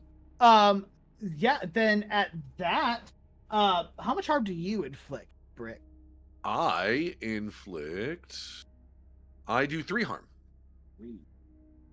Yeah, Brick, your move works. She would have inflicted 2 harm, and you're able to, with your suplex, uh, uh, get out of it. What does that look like as she gets on top of you here? So Brick just invented the power slam, basically. um, like as like she like climbs over, he's basically able to like sort of get under her and like grab her by the leg and just like spin around and slam her on the ground. Amazing. Brick, yeah, you take her, slammer on the ground, and there's a moment as the cement cracks underneath her from the impact that you kind of wait to see what happens. And you see her just sort of crack her neck up to look at you, and then bend her limbs backwards and push herself up. Okay, awesome. At that, we're going to hop back inside. Inside group, you head over to this large stone door that leads into the basement. You see the doctor kind of fiddle with his keys before going into it. As soon as the door opens, you are slammed with an oppressive heat. The doctor kind of turns and goes, my apologies. Catherine has been staying down here. I've made a room for her. It's the only place in the house that she appears to be comfortable. She's always so cold. So we've kept the furnace going year round. Come. It's just down this way. You see, he leads you downstairs, and you can hear the furnace roaring from the stairway. As you get to the bottom of the steps, you see it casting a bright light from your left over this way.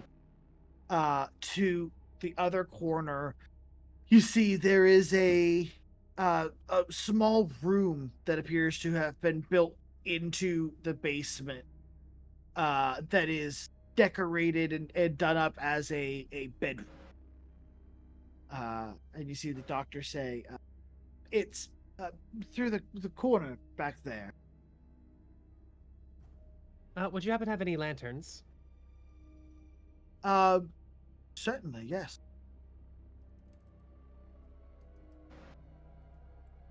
As Marina will take a lantern and light it, ignite it, and whatnot. Synth, could I perhaps borrow some of your herbs to vaguely gestures to the lantern? She flips up in the satchel, grabs like 3 sticks, and Thank you very much. I just presume that it might help us a bit if we have some. Again, just vaguely gestures, not sure how to describe this type of magic or folklore in the slightest that she's quickly been shown is very true in every regard. She just tosses them in there and shuts the door. I guess onward we go. Yeah. In that All same right. way, Marina's going to pull her kind of silver or like her iron hairpin out, and that is my cold iron sword. It is a small hairpin about yay tall. As she just pulls it out of her bun and just holds it in her hand with the lantern. Okay. Yeah, you three, along with the doctor, find your way over to that little back room. Like the doctor said, in one corner of the room, there appears to have been some cracks in the foundation that were busted out at some point in time, quickly patched over by the doctor. It's easy enough to bust through them, and you see yourselves again leading down a pathway leading down into a rocky tunnel beyond. I don't like the fact that this is the only way the house is letting us get out, but this appears to be the only way that the house is going to let us get out relatively safely. Whatever way these spirits want us to go is probably not the best idea for us, but it does seem to be the only one. Like you said. I guess I'll go first. I'll lead forward with the lantern. Okay. Vinny will be like very close behind. Synconia very clearly gestures to the doctor to go next. And Synconia will take the rear. Right. As your group leads down into this tunnel, you find yourselves in the middle of a section tunnel leading off to your left and to your right. You can see there are old wooden support beams every so often that are dry rotted and aging. It appears that this was a man-made at some point in time, at least. But which way would you like to go? Is there a breeze coming down either of the hallways, like where we can smell like fresh air versus like the staleness of the tunnel? Roll to investigate a mystery, please. Would having the lantern assist in that way? Oh, Like yeah. with the flame or anything? Like, Synconia can just take her smudged cigarette and, like, hold it up at the junction and see if the wind, like, if the smoke goes one way or the other. Gotcha. Yeah, at that point, if that's what you're doing, there's no distinct breeze one way or another. Okay. I will still roll to see if I can investigate a mystery. That's a 9. Okay. That means you get one question. Where did it go? Ooh. It being what in this instance? The exit. Where did it come from and where did it go? Synconia, as you look around, you notice down at your feet, you see there appear to be footprints. 3 sets of footprints that lead to the right. It appears someone exited that way at some point in time. All right. So, can you say, I think we're going right. Right, it Sounds is. good to me. Right. And I'll head right. Then as you head to the right, we will go back to Brick, who now with Catherine contorted up as a snake. You see her sort of push off with her back limbs and rise up to meet you again, sort of this weird tilted gait as her one leg is longer than the other. I'm kind of imagining like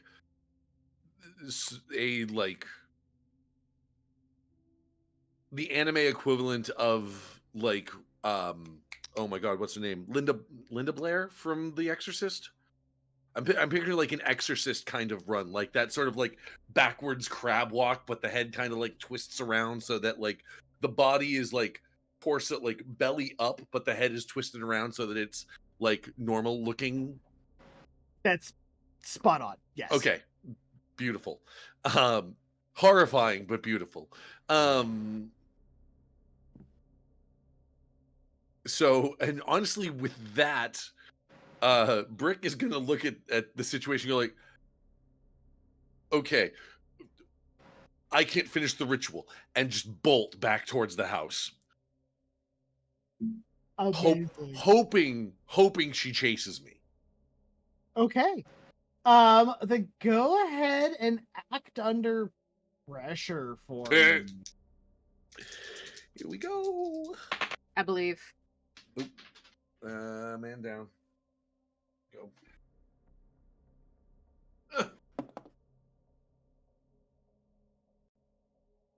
Okay, that I rolled an 8, which puts me down to a 7. But does anyone mind if I use the 3 bless that we have in the pool to pump that up to a 10? Go ahead. Go for it, Awesome. slightest. Done. Using that. So that's a 10. Awesome. Thank you, chat, Confident. for donating the bless there. Brick, Much obliged. you do what you set out to do. So you're running to the house trying to get her to follow you. Yep, just hauling ass, just like I'm trying to run between trees and around walls and sort of push off them and stuff like that, and she's just sort of weaving in and around them effortlessly. It's almost an anime chase scene of she's right on top of me the whole time. Amazing. Brick, what's your goal in getting her to follow you? To get back to the house where my friends are that are a lot smarter about magic than I am, that might be able to finish the ritual. Gotcha.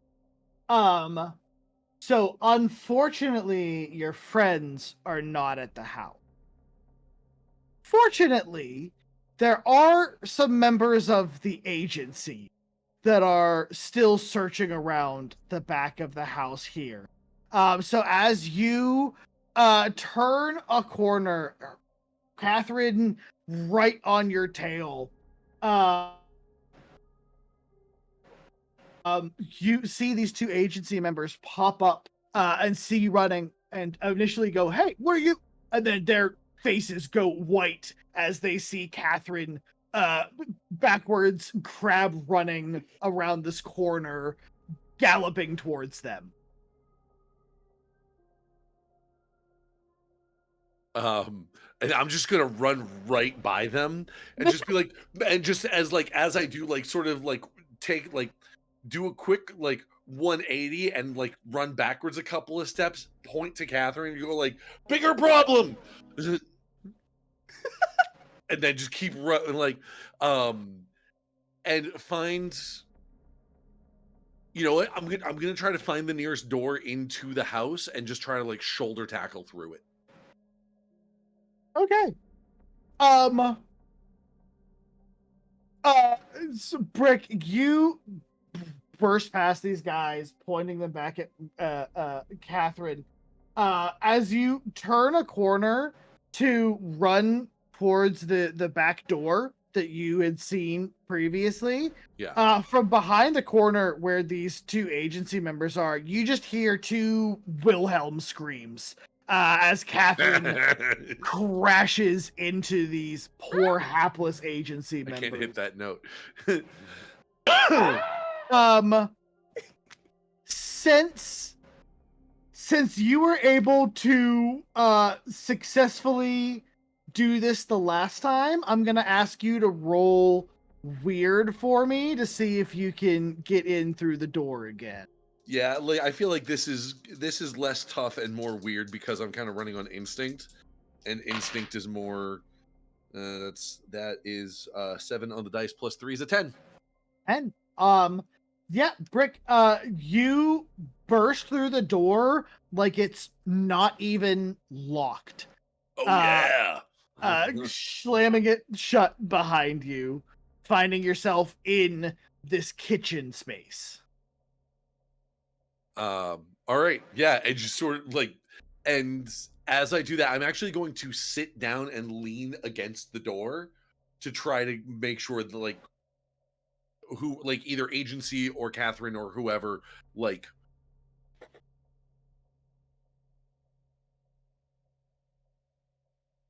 because I want her to I want her to follow me. I want her to follow me back to my friends. My friends were last upstairs.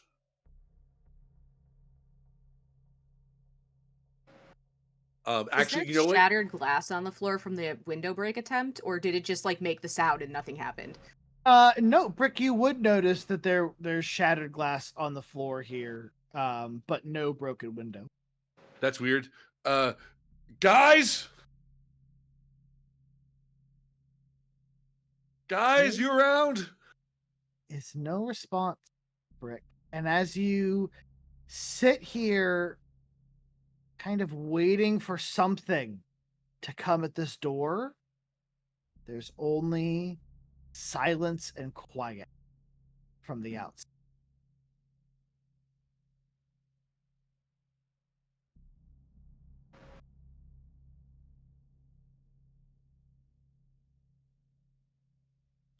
I am gonna look out the window. Brick, you see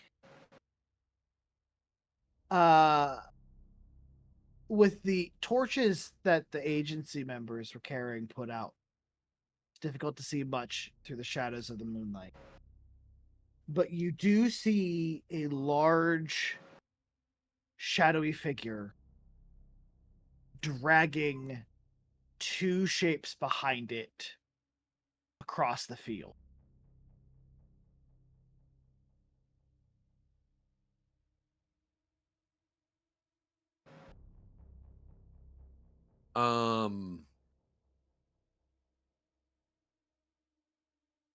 Well, at least she's closer. And not following me. I am. Yeah, I'm gonna start making my way through the house, like sort of poking around the house, trying to find where everybody went, and just kind of Okay. like, guys, you still in Then- here? Brick, as you kind of peek through the rooms, making your way to the foyer and seeing that open basement door leading downstairs, we're going to pop back over to our group in the tunnel. As we have had a chat redemption, Bardic Heart has summoned a helpful spirit for Marina. As your group Thanks. is heading off following these footprints, you hear a voice from behind you, and I'm not going to do a good job at the voice. I apologize. But you hear, hey, I wouldn't go that way if I were you guys. You spin around and you see a spectral floating figure of a man with a long brown beard kind of floating there before you. No, I'm just saying we did look out that way, and no, there's no real exit that way. May I ask you what was down that way? Oh, there's a cave in. I think this is some kind of like old mine. Disturbing. Trying to recreate the old gold rush. Hate that. So you'd recommend the other pathway that you hadn't gone? I mean, there are more tunnels that way too. Definitely. We didn't get to all of them, unfortunately. Yeah, we didn't spend too much time here, if I'm being honest. We kind of found our own way out. Well, my friends found their own way out. I've been stuck here for a while. My name's Ruben, by the way.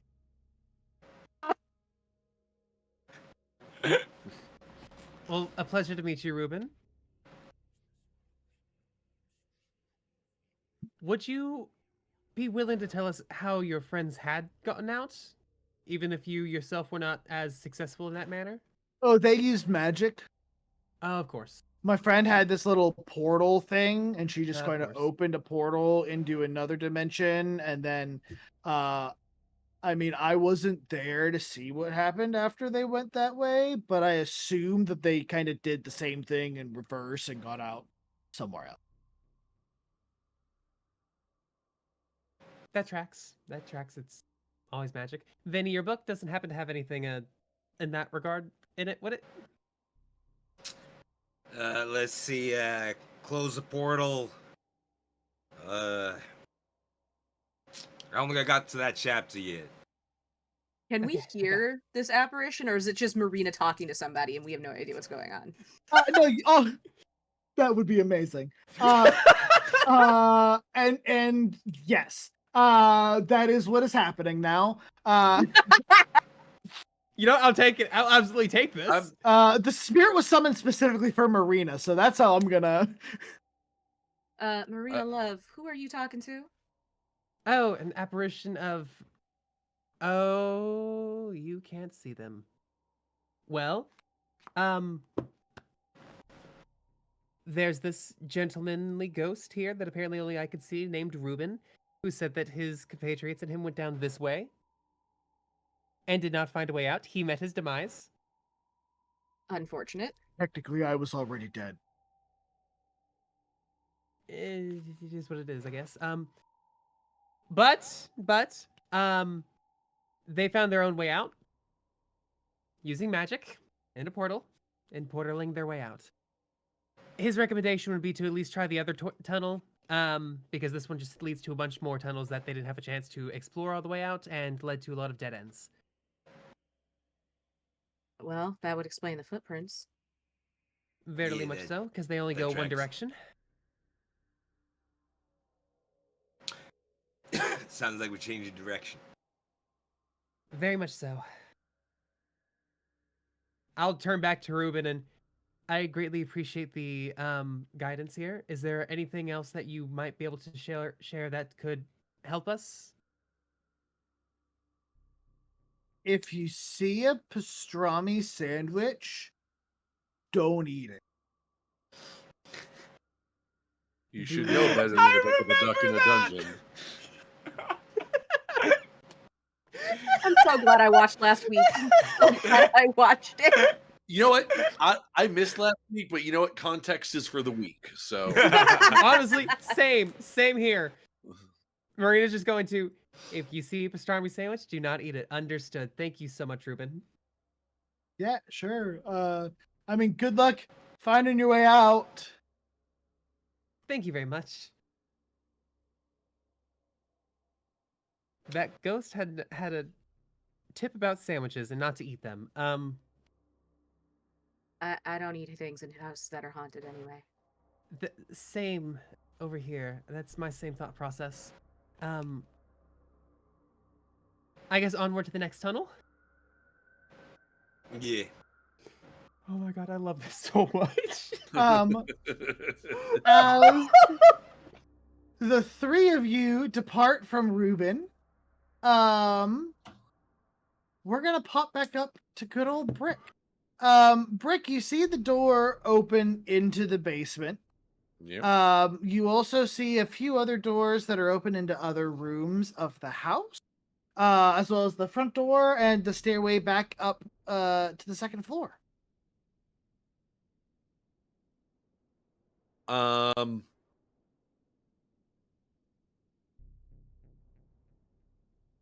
will call down the stairs.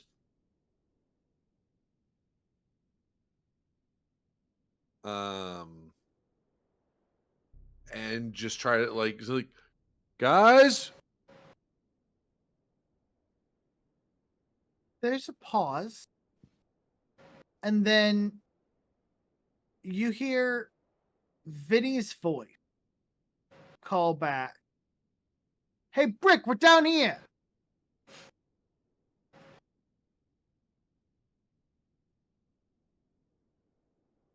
Brick doesn't know any better. He will head downstairs.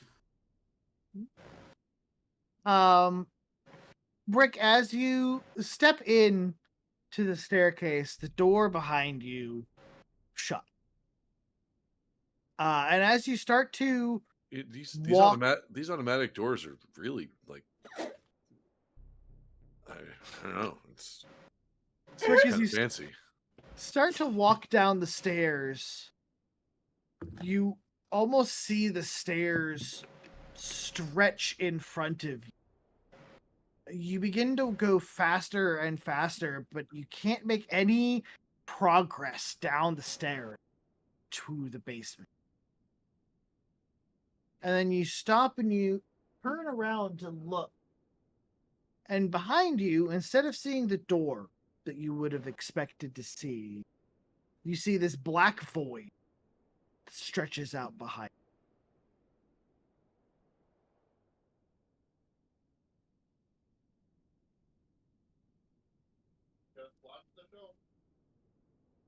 Hmm.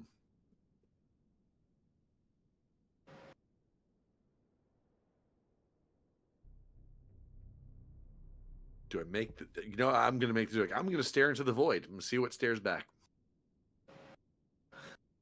Rick, what do you remember from your time being dead? Our sweet boy.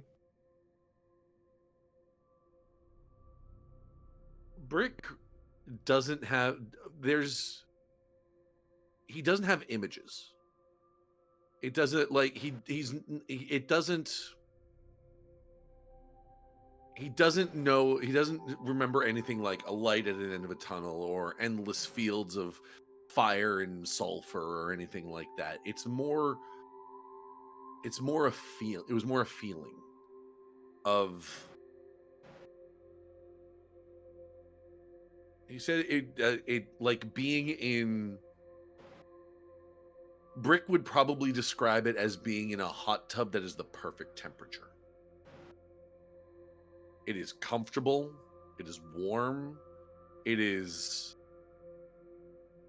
It's a little lonely because sometimes when you're in a hot tub, you wish other people were there, but it is ultimately a really good feeling. And it's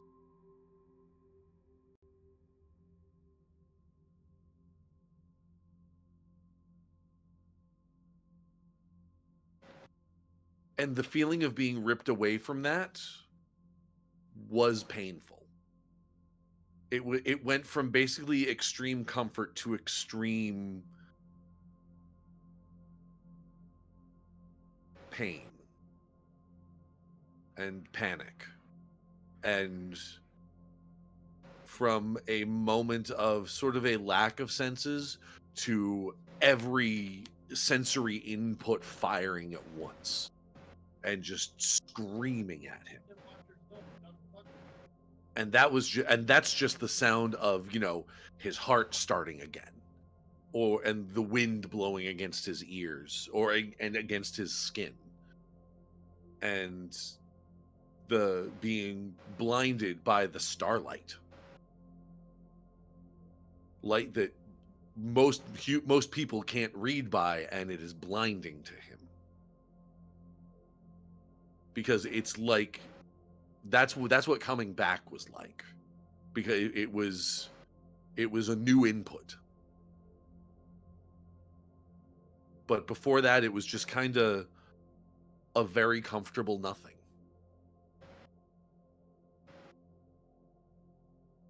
Rick, as you stare into the void here,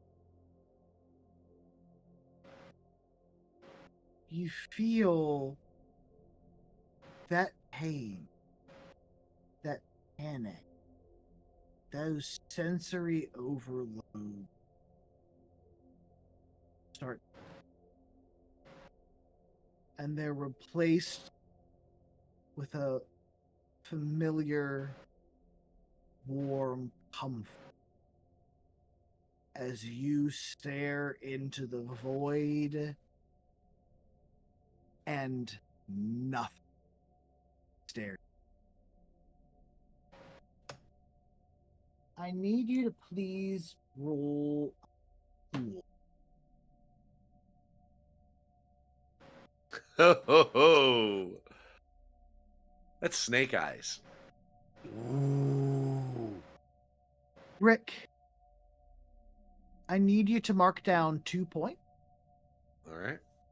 And you feel like this isn't so bad. Like you wouldn't mind staying here for a little while. And we will take that. Go over to the other group. Other group, as you're walking through these tunnels, following the lantern light held by Marina, Synconia, do you have anyone in your life that is important to you and also younger than you? So Synconia doesn't remember her biological family. They've just never been around. She doesn't know what happened to them.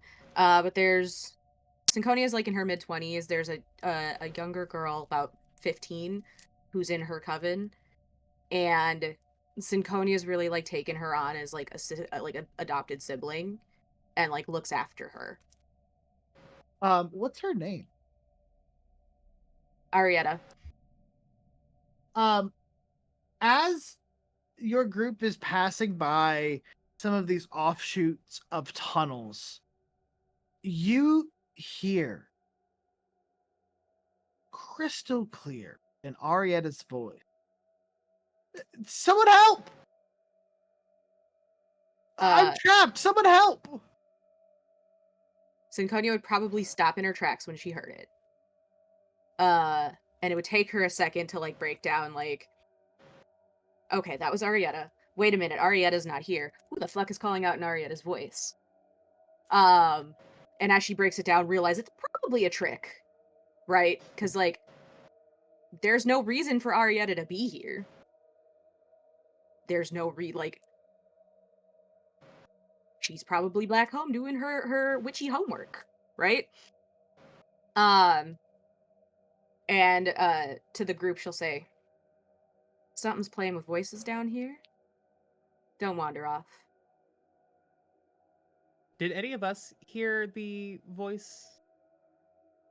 Yeah, all of you heard a voice call out, but Synconia was the one to recognize.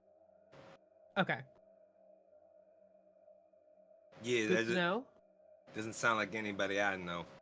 It's my Yeah. sister. Oh. So if you hear a familiar voice that you know has no business being here, Mm, probably don't follow it. mm. Gotcha. That's good for us to know. That makes you concerned about Brick, though, because, bless his heart, he's doing his best. Yeah, well, we'll find them, you know? We're gonna find it. Yeah. It's gonna be okay. Vinny and starts, like, rubbing, like, using his front, like, his pointer finger and middle finger to, like, sort of rub his chest, like, yeah. Yeah, we'll find him. Doc, if you think you hear your wife's voice, no, you didn't. You know. As Just the the golden rule in Appalachia. group of you is having this conversation, you hear from the tunnels up ahead of you a sound of rocks like skittering against rocks echoing down the tunnel towards you, as it's quickly followed by a voice going, "Whoa!" So that wasn't just the voice, that was also the sound of rocks. Mm-hmm. I think that one might be legitimate. Agreed.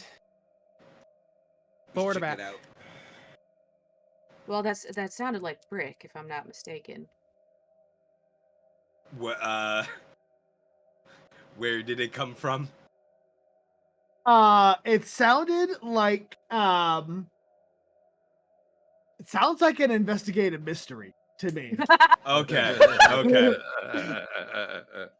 Yeah, because Vinny, the second Synconia says that, Vinny is going to want to assess where that sound came from and beeline to it. He is not doing well with Brick not around. So that is a 2, a 6 plus sharp. So that is 9. Okay. You get one question. Don't forget also, folks, that just to point out, there is another move in here to help out. So if one of you wants to help Vinny figure out where it's coming from, say how you're gonna do it. It's I think it's plus cool Yeah. to help out, and that would bump it up to a 10, which is a complete success rather than a mixed success. Would I mean- would I be able to help out in that way? Specifically if I know what Brick's voice sounds like, me having been around them enough. Yeah, sure. Go ahead and roll plus cool. Roll plus cool. 7. That Okay. does that's a big success. It bumps it up to a 10. So, Yep, but you it gets attract you up to some. 10.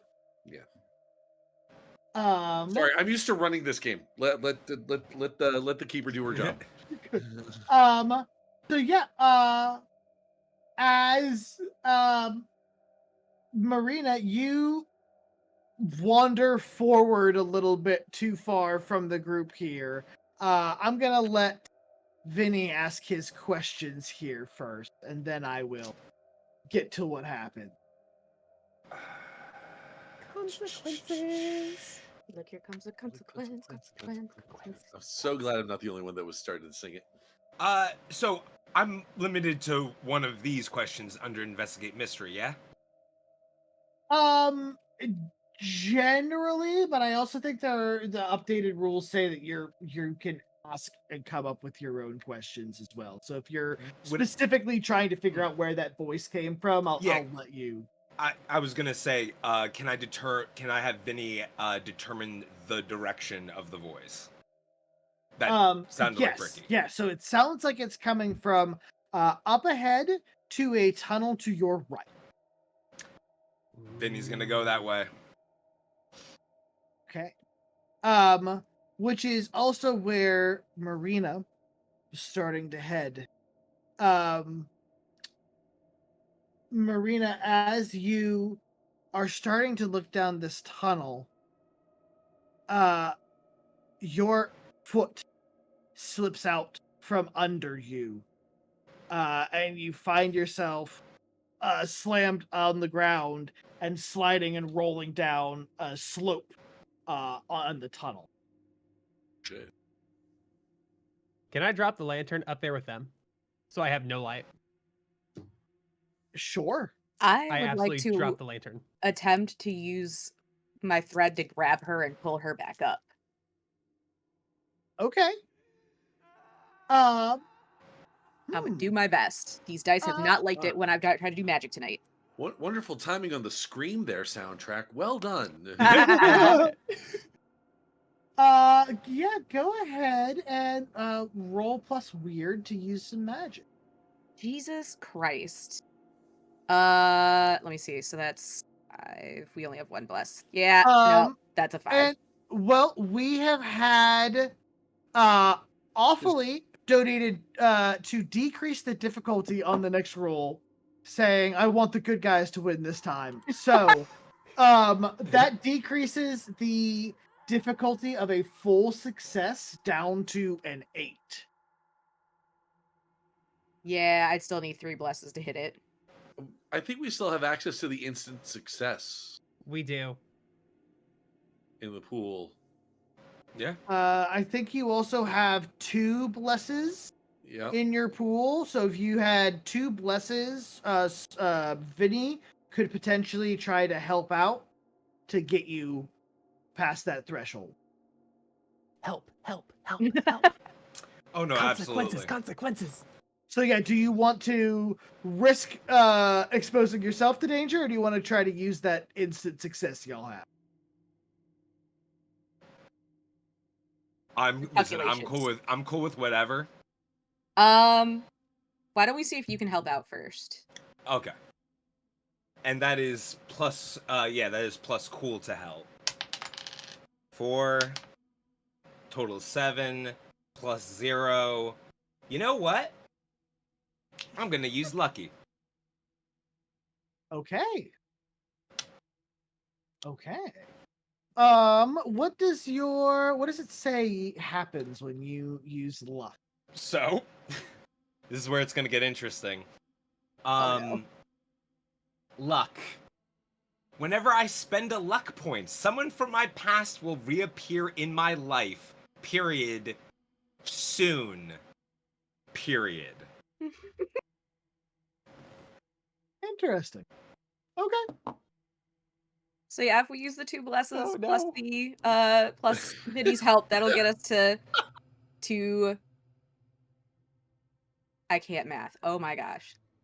That'll get us to 7. Good lord. Excellent. Then wait, you rolled. I'm sorry. What did you? I got a 5 on my own. We had 2 blesses. So that would take it to 7. So then that would take it to 8. Never mind. Take I it take to it 8. back. Yeah. With the I decreased difficulty, that gets up to a full success. So yeah, just as Marina is about to go tumbling down this tunnel here, you're able to grab her back. Synconia, what does that look like as you cast that thread to save her? so that that one violet eye glows again, and she just like throws it out like a lifeline that you throw out of a boat, and it kind of spirals into making like a little coil and like grabs her around the arm and just yanks her back. And Vinny has learned to use the grimoire to aid Synconia in like moments like this. So the second she throws the thread out, he's going to the specific page, saying the few words to lend magical aid. Awesome. Read my mind with that one. The 2 of you are able to work together, cast that thread up, pull Marina back up to the ledge as she stumbles upwards. And as you sort of, the 3 of you kind of take your moment to breathe here. From down below, you hear a voice call out, is someone there? You don't recognize it as Brit. This is someone else's voice calling out from below.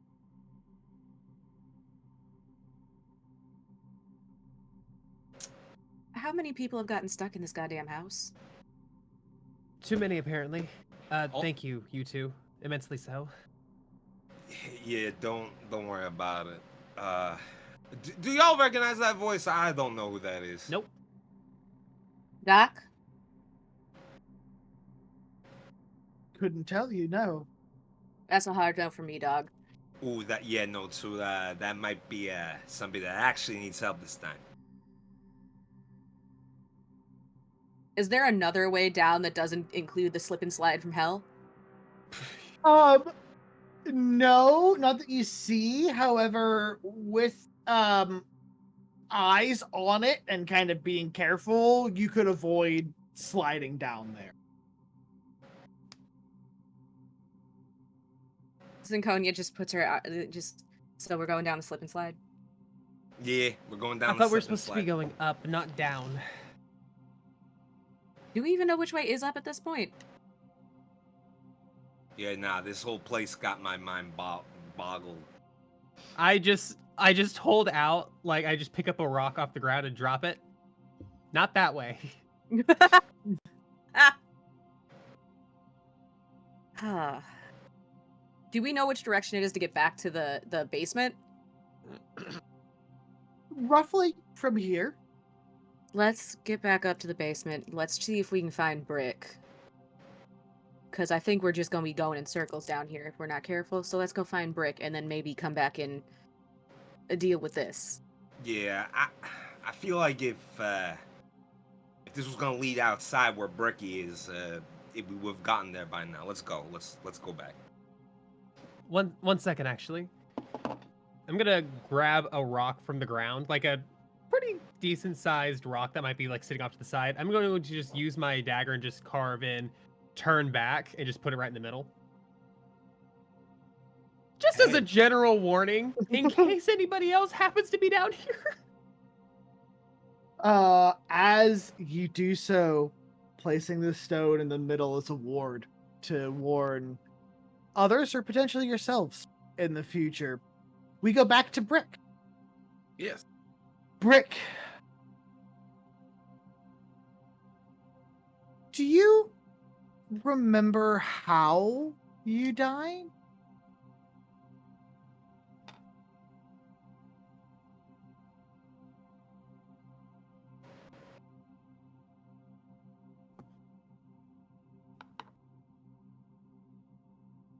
That's an awesome question.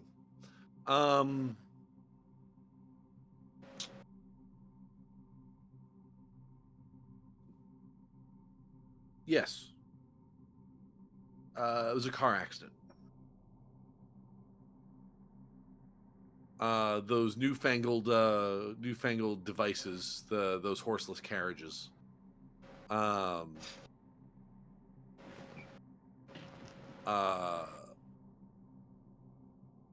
Yeah, I got hit by one. Or an early incident of why, safety regulations are important on vehicles.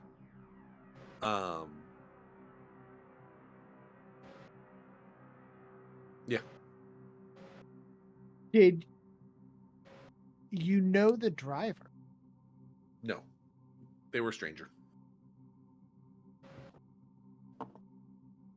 Brick. Daisy, Yes. may I request that Vinnie does? You certainly may. Who was the driver? Vinny. As long as that is good with you, Will. Yeah, That totally. I want to make sure. Yeah, absolutely. The driver of the car that hit Brick, his name was Joe.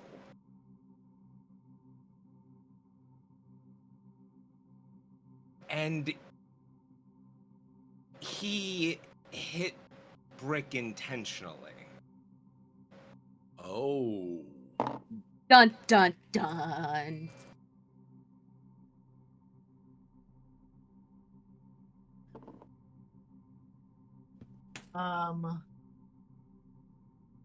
Inter-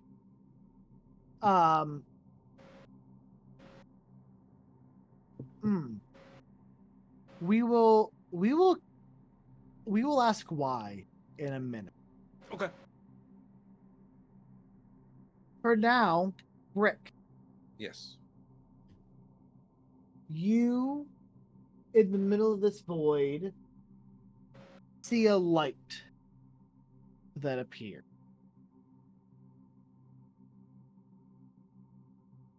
In the middle of this light, there is a familiar scene. You see the street. You see the horseless carriage. The You Model see T. your body lying there. You see Joe get out of the carriage, look down at your body, and give you a nudge with his foot to make sure that you're dead. Before getting back in the carriage and driving. Hey, wait, get back here. And Joe is gonna, or not Joe, I'm gonna run after the car.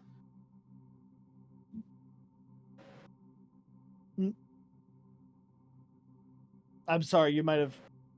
I might have cut out for you there. What did you say? I'm gonna run after the car. Okay. Brick, you start to run after this car, and you realize you are faster than you have ever been. You're able to catch up to this car and run directly beside it.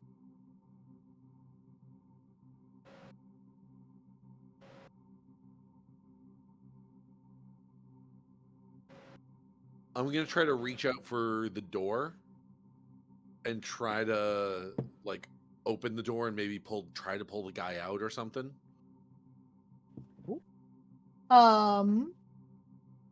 Go ahead and roll to act under pressure, please.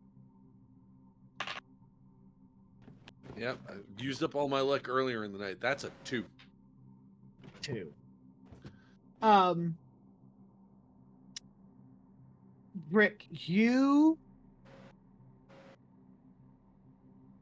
grab the door and pull it open. You grab the man from inside and pull him out. Unfortunately, as you do so, the carriage continues to roll forward. You see the carriage slams into a house on the street. Okay. You hear voices screaming, yelling, people calling for help, calling for medics. You look down in your hands and you see Joe looking back up.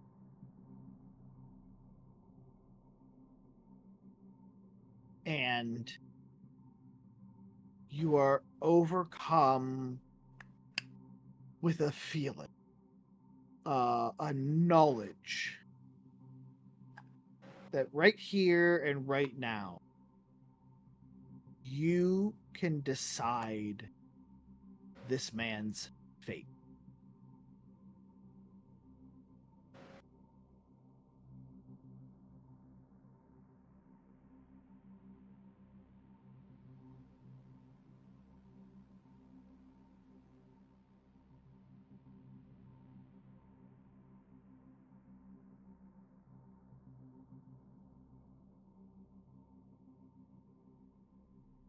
I think once the car has moved on,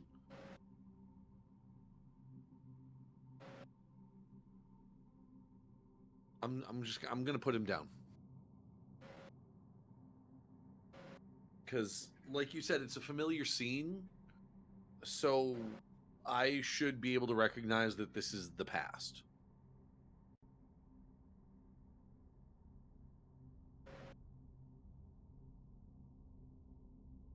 Yeah, I'm just gonna put Joe down. As you set him down, the scene around you starts to fade until you're just left sitting there with Joe. He just, as he's staring at you, shakes.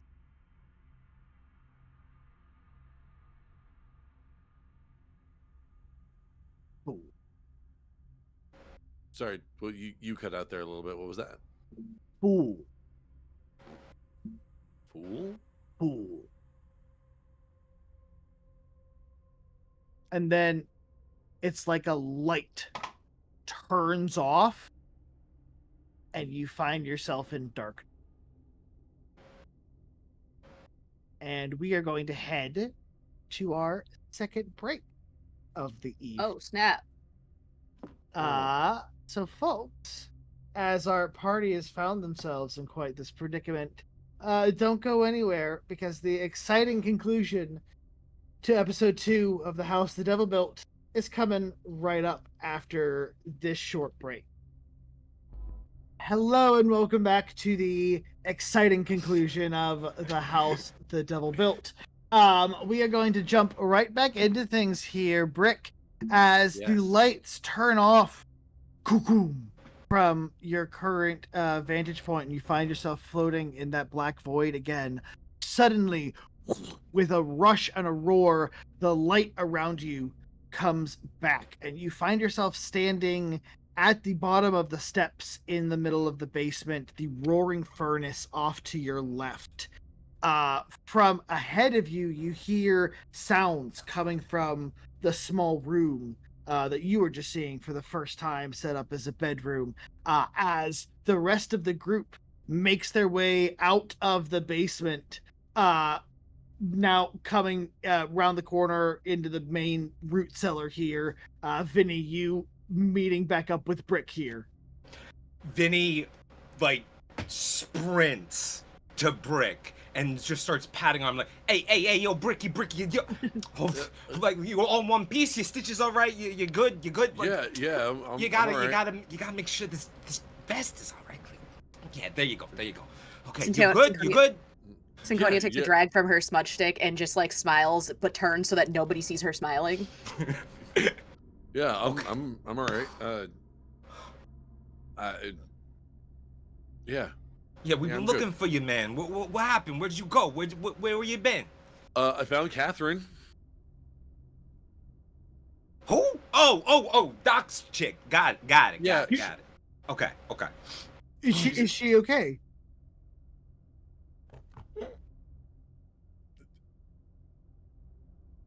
She's in one piece. Kind of.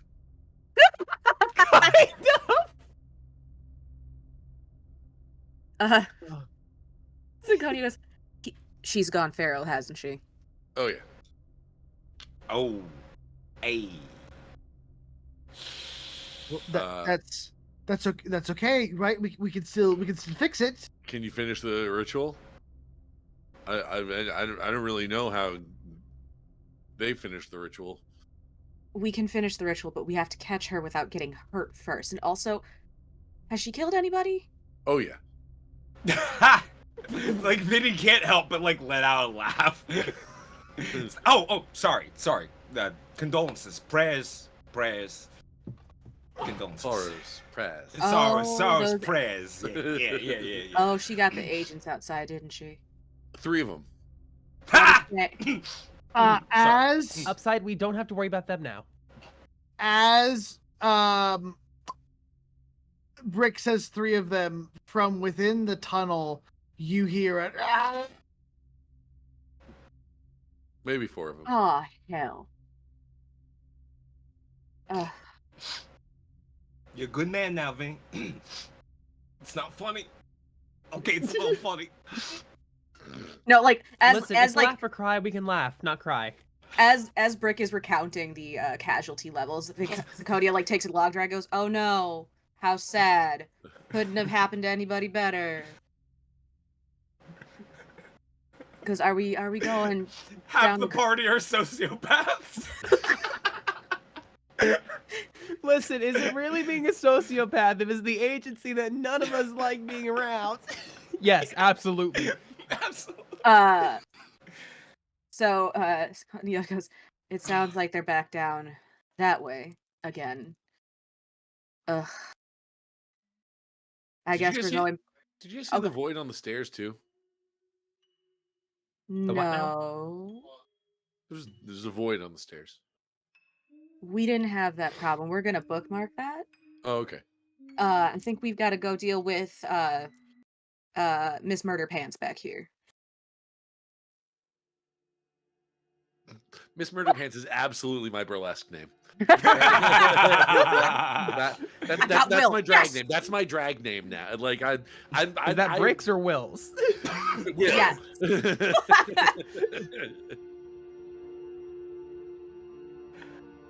Somebody in chat said in the party's defense, the people who died were cops. You're goddamn right. You goddamn right. So you said she's outside? Yeah, she was out back before I talked to the void. She might still be there. I don't know. Yeah, we should probably check that out, right? Like, go back upstairs Yeah. where Brick. Bricky was. Brick, Yeah. darling, do you think you could rip another door off the hinge? I've done 2 so far. I mean, Oh, there was another one. Okay, we can just go through that. oh one. yeah, because I was running from Catherine, and I had to get in and put a door between me and her. So I kind of had There's to. another one. I put it back. Well, That's- let's go see if we can't find her. I'm sure the blood trail's fresh enough we can just follow that. All right. So what door am I ripping off the hinges this time? Probably the kitchen, darling. All right. That's how we're gonna keep escaping the house, is just have Brick rip the doors off the hinge. Door? What door? That's another 10. I just keep rolling 10s on like. After this, we're gonna retire and just archer door repair. That's good. Hey, wait a minute. You might be onto something. Wait! Between me and Vinny, locksmithing. That's the whole thing. Like, oh, you got locked out? Let's see. Can Hey, Vinny pick the because- lock? Maybe not. Okay. Your cousin did a little lock picking in his day. No big deal. No big deal. Go ahead. Yep. You leave the sales pitch to me, all right? But you'll be the face. You'll be the face because you're a likable guy, Brick. You're a likable guy. Amazing. As you all head back up stairs, Brick, you are able to tear the kitchen door off of its hinges again, Okay. allowing all of you access to the outside. I would like to look for blood spatter or blood Sure. trails. Absolutely. I know I made the joke off camera before we got started, but I kind of love how the relationship between Vinny and Brick is now getting to that Gene Wilder and Peter Boyle kind of level, that young Frankenstein and monster kind of. Yes. Hey, you're a good-looking Hey. guy. You know that? Hey, listen. Well, we hype each other up in this family. That's what the archers do. Oopa doopa. Synconia, go ahead and roll to investigate a mystery, please. Oh my god. That's 5, and investigate a mystery is sharp sled, so that's 7. 7. Okay. And actually, I will use 3 of the blesses, since they're gonna lose them anyway, to bump it up to a 10. Okay. Excellent. So yeah, you get to pick 2 questions. Okay. Where did it go?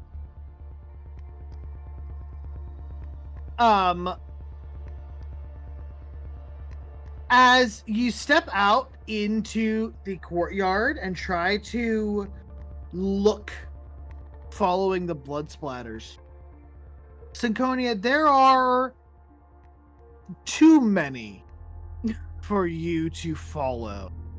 As you look around, you see whatever agency members are left seem to be in an utter state of disarray. As next to you, you see one of them come from around the corner before a figure falls on it from above and then in one swoop leaps away out of sight again. It is here. Fantastic. So every time I cast magic, I keep seeing like a mysterious face, like a mysterious entity going meh at me. What is being concealed here?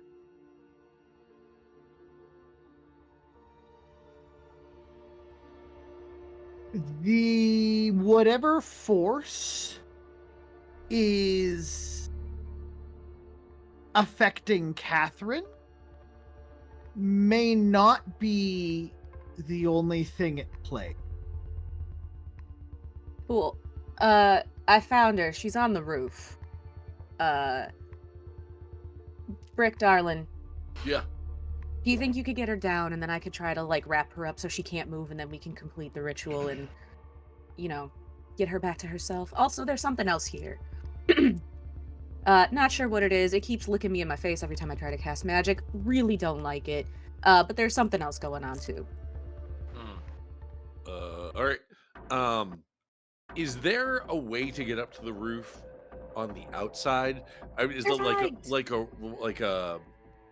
a rose ladder thing, or a vine ivy trellis or something like that that I could use to climb up? Yeah. There's certainly an ivy trellis that leads kind of that's on the courtyard on this side of the wall here. You see, it's well overgrown with ivy and different things that you'd be able to try to use as handholds to climb up. So that good kudzu. I just like saying the word kudzu. It's fun. Yeah, no, I'll try to climb up that. Try to scale the side of the building to get up, because the last time I tried to go inside, like if I have to keep pulling doors off hinges every time to get anywhere in the house, it's gonna get old fast. So yeah, I'm gonna try to scale the side of the building using the ivy and other various overgrowth on the side of the building. Excellent. I'm gonna say go ahead and roll to act under pressure, but we're gonna use tough as this is more of a physical thing for you. As Brick is trying to get up to the roof, Synconia is going to very loudly go, "If any of you darling people who are with the agency are remaining, y'all might want to get to the road and stay out of this." That's an 11. 11. Excellent. Brick, you scale up to the top of the building where you see hunched over on the far end near the edge of the roof this twisted, shadowy figure. Hey, Catherine.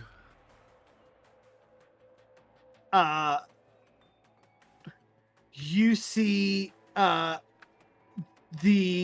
body sort of twist and turn around almost 180 degrees towards you. I feel like, given the amount of time, she's starting to resemble what Ed and Al Elric's mom looked like.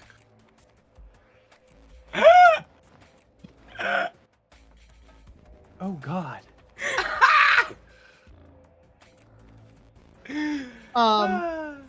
Yeah, she Dead. turns Yeah. around with her torso back at you. You see now what you think she's been doing with these agency members, as she has grafted parts of them onto herself.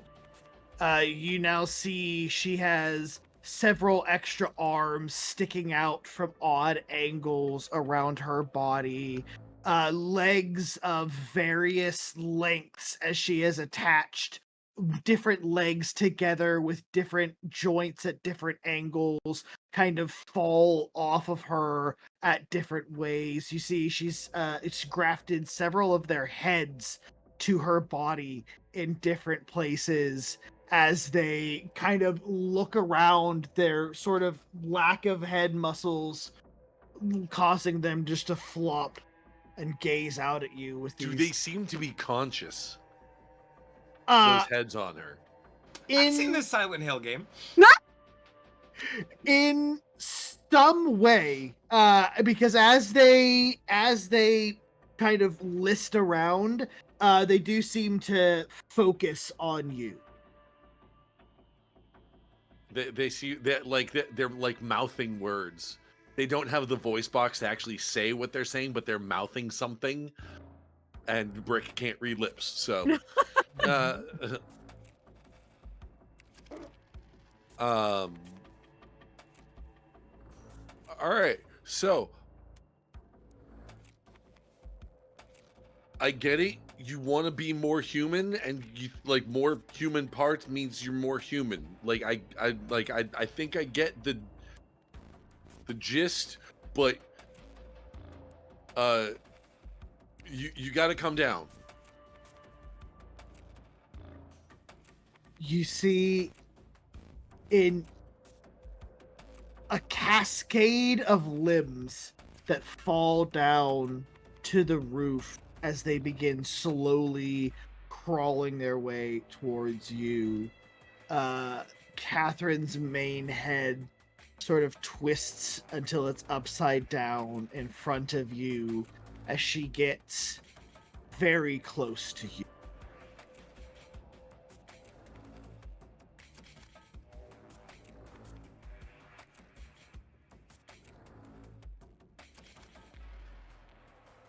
Please tell me the doctor's name is Edward, because someone said Edward in chat. Oh no! Oh God, that.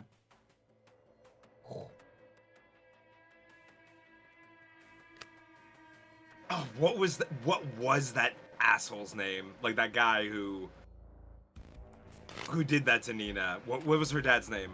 I do not remember. I'm not gonna lie. I've only referred to him as Show that Tuck. asshole. Shao Tucker. Shao Tucker, yeah. All right. So I was sent up here to bring you down. So, he'll sort of like gesture like the same direction that he came up towards the trellis.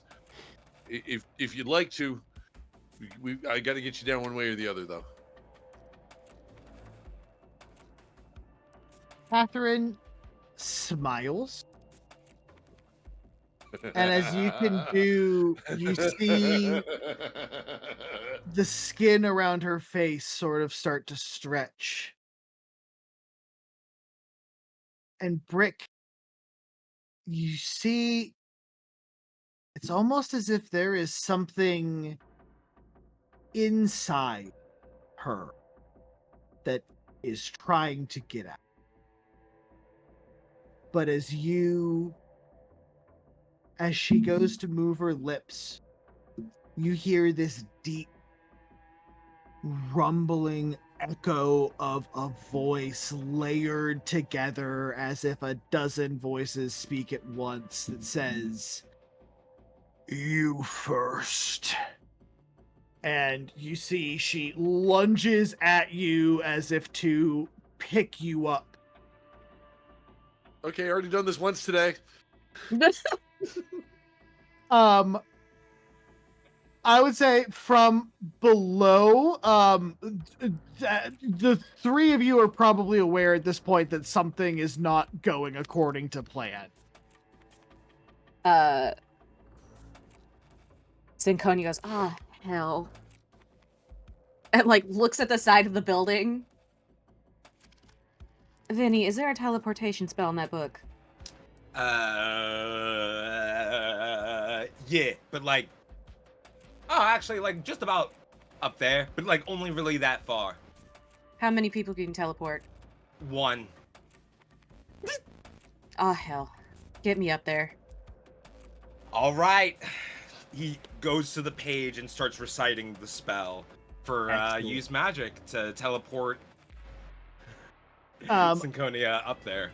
Before we get to that roll, as you are flipping to the grimoire, preparing the spell, Brick upstairs, what are you doing as Catherine is lunging towards you to try to grapple you?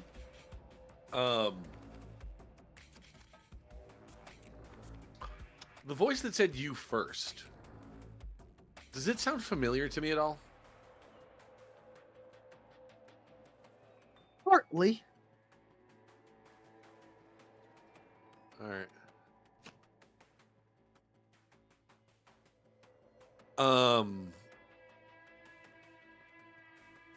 All right. As she lunges at me,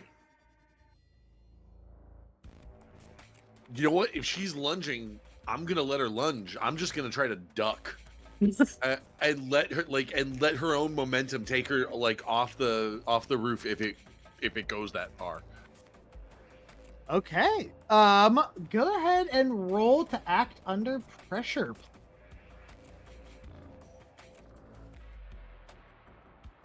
That's you know what? I rolled a 3. I'm going to claim that instant success. Okay. Heck yeah. The instant success in the pool. So yeah, that's Amazing. Brick, you duck out of the way as Catherine rushes off.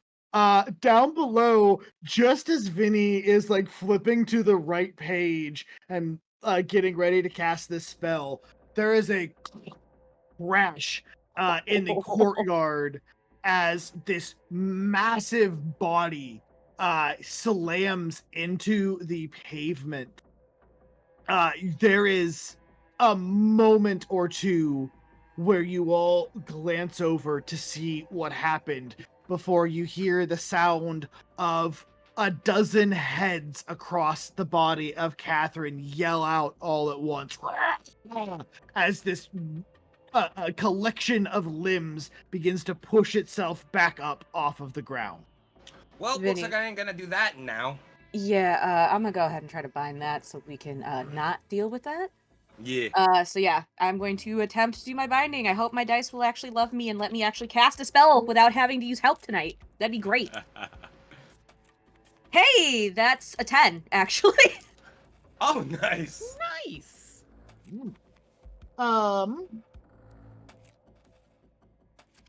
I've got one curse here. I'm gonna use my curse to bump that down to a 9 and make you choose a glitch, please. I finally got above a 10. Yeah, but remember when you used that luck earlier so that there's more backlash? Yeah. And you have bad luck charms, so it happens to one of us instead of you. It does. I'm gonna take a harm. Okay.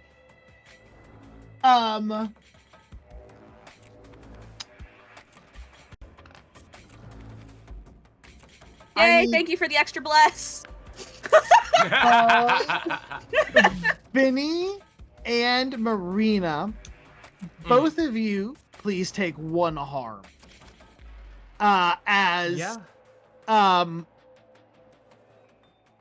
Synconia, as you try to overpower this force that has been stopping you, you feel it lash out at your companions. If it can't get to you, it will get to them. Fortunately, though, you do see that Catherine has been stuck, and you see these limbs that are trying to reach out and push itself up against this force that you have put on top of it. Fantastic. So just like we did with Bricky, I have to find her soul and drag it back from whatever afterlife she went to. So y'all are gonna, if they break free of that, y'all are gonna have to keep her busy long enough for me to find her soul. And she may not come back, and if that's the case, we'll do what we gotta do when that happens. But I'm gonna be helpless while I'm, traversing the afterlives. Yeah. So keep her busy, please. Got it. And As then Vinny pulls out a submachine gun.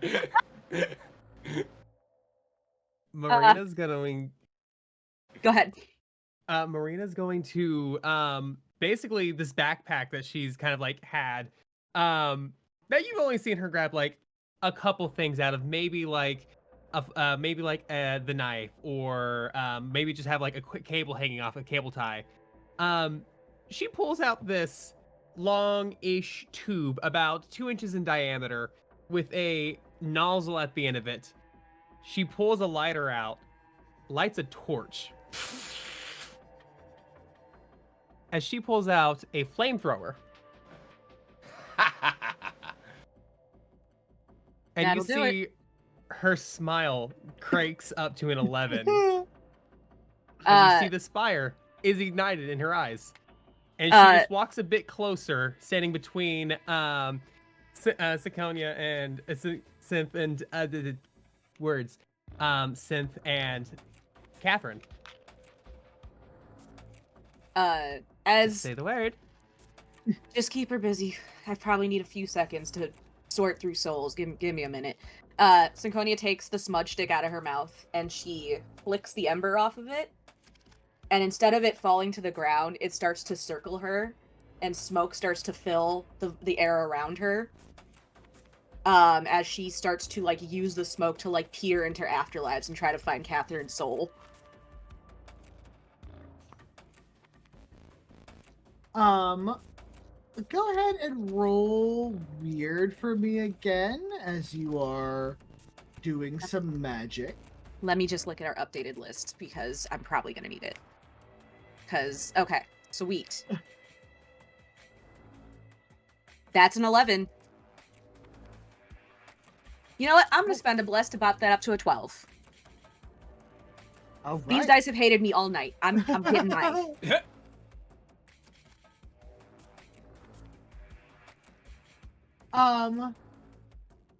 Yeah, as you focus your energies here, Synconia, what do you see from your perspective? Do you try to find her soul? So from her perspective, what she sees is, so like the smoke is fairly translucent to everybody, and people looking in can see her standing in the middle of the smoke. For her, it's like looking at a pool of water, like a really dark pool. And essentially, you remember the river in the Hercules movie where like he had to go get Meg's soul? Something like that, where like it's this just inky kind of pool, and she's just kind of like Rolodexing through souls trying to find Catherine's. Until she finally like goes, "There you are," and like grabs at the smoke and pulls it out. And then as she does that, she like blows at it and like shoots it back into her body. Okay. As you do this, Synconia, there is a moment of silence as Catherine goes still. And then you hear the voices start up again. But this time, instead of anger behind them, you hear fear. As you hear the dozen voices call out at the same time. What's happening? What's going on? Where am I? Synconia walks forward because she's still bound, and she comes up to Catherine and kind of kneels down by the main head, because that's a statement we have to make now. And goes, "Steady, doll, steady. You're all right. You were dead. Your husband did a damn fool thing to bring you back. You're gonna be overwhelmed for a moment. Just breathe again." Why does it hurt? Why do I have so many arms? Well, darling, for the most part, the problem with the spell in that grimoire is it brings back the body, but not the soul. And so your body was out, doing an arts and craft project.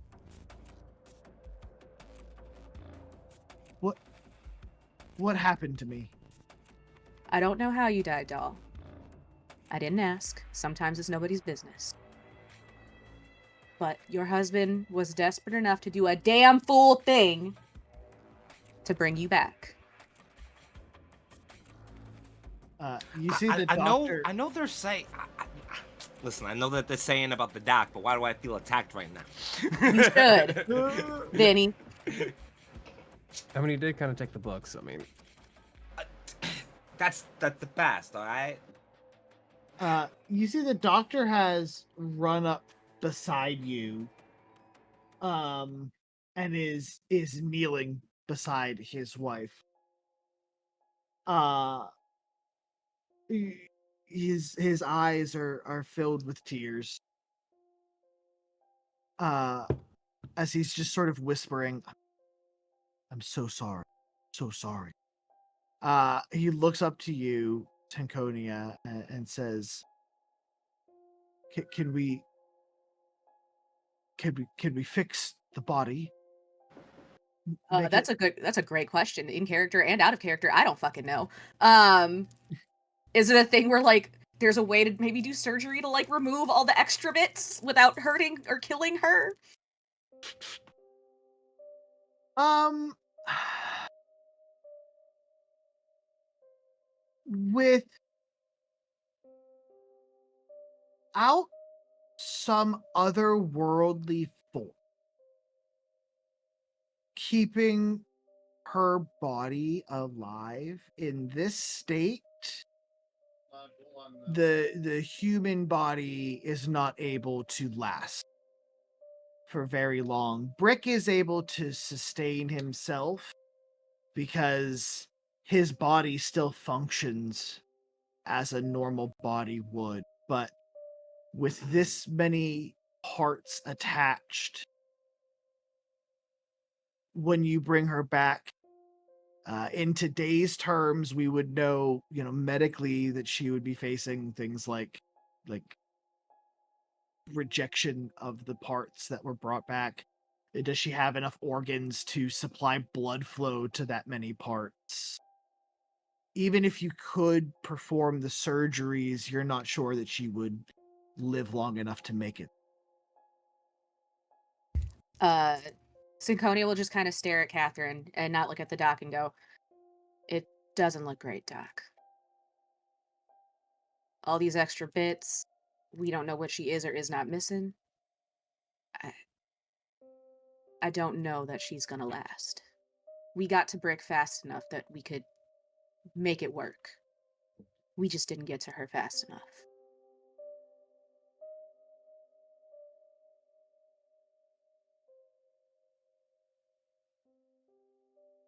There's nothing I can do.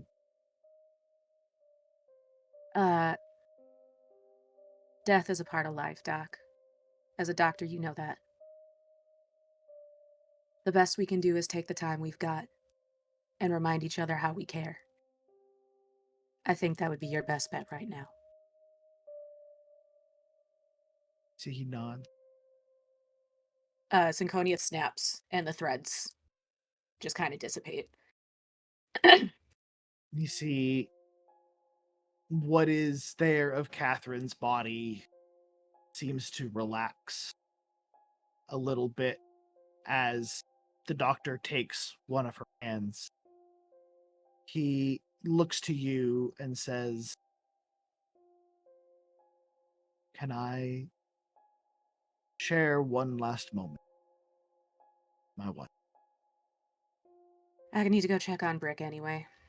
And Synconia stand up and tootle off.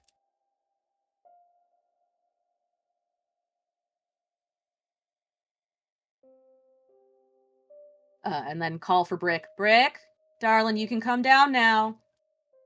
Brick is Brick was waiting for his moment to like Macho Man elbow drop onto her, but it looks like that moment has passed. So he started, climbing his way down the vines that brought him up.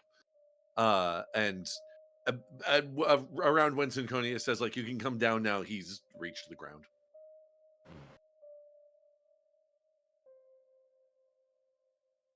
The doctor needs a moment. Catherine's yeah, not going to yeah, make it yeah. with all those extra bits and bobs.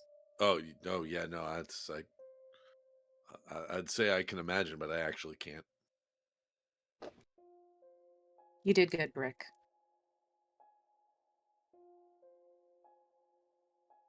It's like I told her, Vinny, I know what it's like. Vinny's gonna look over, like with his submachine gun still pointed at Catherine. He's gonna look over to Bricky as Bricky's talking with Synconia. Looks over at the doc and his wife, and sort of just sucks his teeth.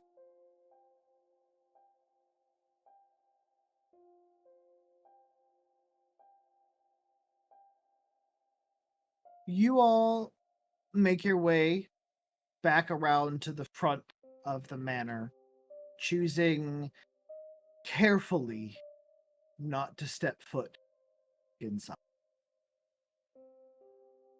You wait for a few minutes And then from inside the house, you hear dong, dong, twice as the grandfather clock rings out. A moment or two later, the doctor reappears around the corner. You can see from the expression and the look in his eye that it's over.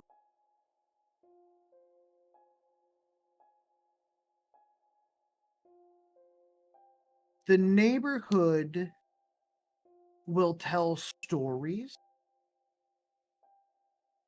of the strange doctor who lived there for a while, who one night had a strange chemical explosion. How the lives of several federal agents who were sent to investigate were lost to the strange chemicals that were found there, how the entire grounds were placed under quarantine for weeks, how the doctor quickly left and was never seen from again. These are, at the end of the day, just stories. But you four, who are lucky enough to have made it out Hawthorne Manor, will know the truth. And that's where we are going to end our tale for tonight. But the house that the devil built, it will return next week with another fantastic cast. Thank you all so much for playing. This was a wonderful story. I'm going to kick it back to our wonderful cast here to remind you where you can find all of them across the internet. We'll kick it back over to you, Azure. My name's Azure again. You can find me everywhere as either Astro Azure or Astro Azure Art. I stream on Twitch. I do digital illustration. If you want to see me do other actual plays, if you go to Neo Soul God server, we do Curse of Strahd every Wednesday. And I'm actually going to be in 2 more actual play podcasts coming up, but I can't talk too much about that because it's super secret. Hey. Yeah, my name is Crystal. You can find me at ChrisFire98 on TikTok, Instagram, and on Twitch. We do Chaos Brigade, the Chaos Brigade _ D&D, where I have my actual play podcasts on Tuesdays for the Hotel of Many Things, a Deck of Many Things based campaign. And coming back here in the next couple weeks, the Chaos Brigade, a Sunday night group where we're just quite literally running by the seat of our pants and no real big story, just 4 friends fucking around having fun. Yeah, I do primarily TTRPG stuff. Shocker. That's it for me though. I'm the Eldritch Author. I'm found on TikTok, Instagram, and Twitch under Eldritch_author, or on Instagram, Eldritch.author. And I will be starting to stream again on Twitch in the coming weeks after a bit of a hiatus. So, yeah. Look forward to. I've had so much fun, and I'm looking forward to where this story goes in the future weeks. I will be in the audience. I will be watching. And I'm Radio Free Will. You can find me over on TikTok at Radio Free Will. I think I'm also Radio Free Will on Instagram, but I hardly ever use that. You can also find me here on Twitch in a couple of different places. Primarily my own Twitch channel, Beggar Street, where we play all sorts of games that don't have an ampersand in the title. If you want to come check out a game that may be your new favorite RPG, come give us a watch. Right now, we're doing a Girl by Moonlight campaign, which is the Forged in the Dark Magical Girl game, and Demigods, which is a Powered by the Apocalypse game inspired by the likes of Percy Jackson, American Gods, The Wicked and the Divine, that sort of thing. We're all playing the half-mortal, offspring or servants of an ancient deity. You can also find me on alternating Fridays over on ADH Adventures on Twitch. Excuse me, where both that one blonde nerd and I are playing in an Exalted campaign, which I could go if you follow me on Facebook. Wow, yeah. If you follow me on TikTok, you know that Exalted is like my top favorite RPG ever. I could talk about this game for hours, or you could come watch us play over on ADH Adventures. Yeah, that's Twitch, TikTok. That's about where you can find me. Oh, and you'll also be able to find me at PAX Unplugged this December. So if you're going to PAX U, I'll be there, and come give me a high five. And I have been Daisies, your keeper of mysteries for the evening. You can find me all across the internet under Daisies. If you want to catch up on previous episodes or make sure you don't miss any future episodes, all of the episodes for The House the Devil Built will be up on YouTube on the 5% Chance channel. So don't miss them there. Make sure you give us a follow here so that you can make sure you stay up to date on when we are going live with our next episodes. We have 3 more episodes for the next 3 Fridays, so it's going to be a lot of fun. Thank you so much to our cast for donating their time and your talents to tell this amazing story. And thank you to our audience. Tonight we raised $195, bringing our total up to $320. Thank you. Yeah. And finally, thank you to the tech side, our man behind the curtain, Curtis Hafflet, as well as Xylus, our mod over on the Twitch chat tonight. Thank you so much for helping out, folks. The soundboard was the worst thing Discord could have had. That is all we have for the evening, but the mystery will continue next week. So we will see you then. Have a good night, and thanks for watching us. Adios. Bye.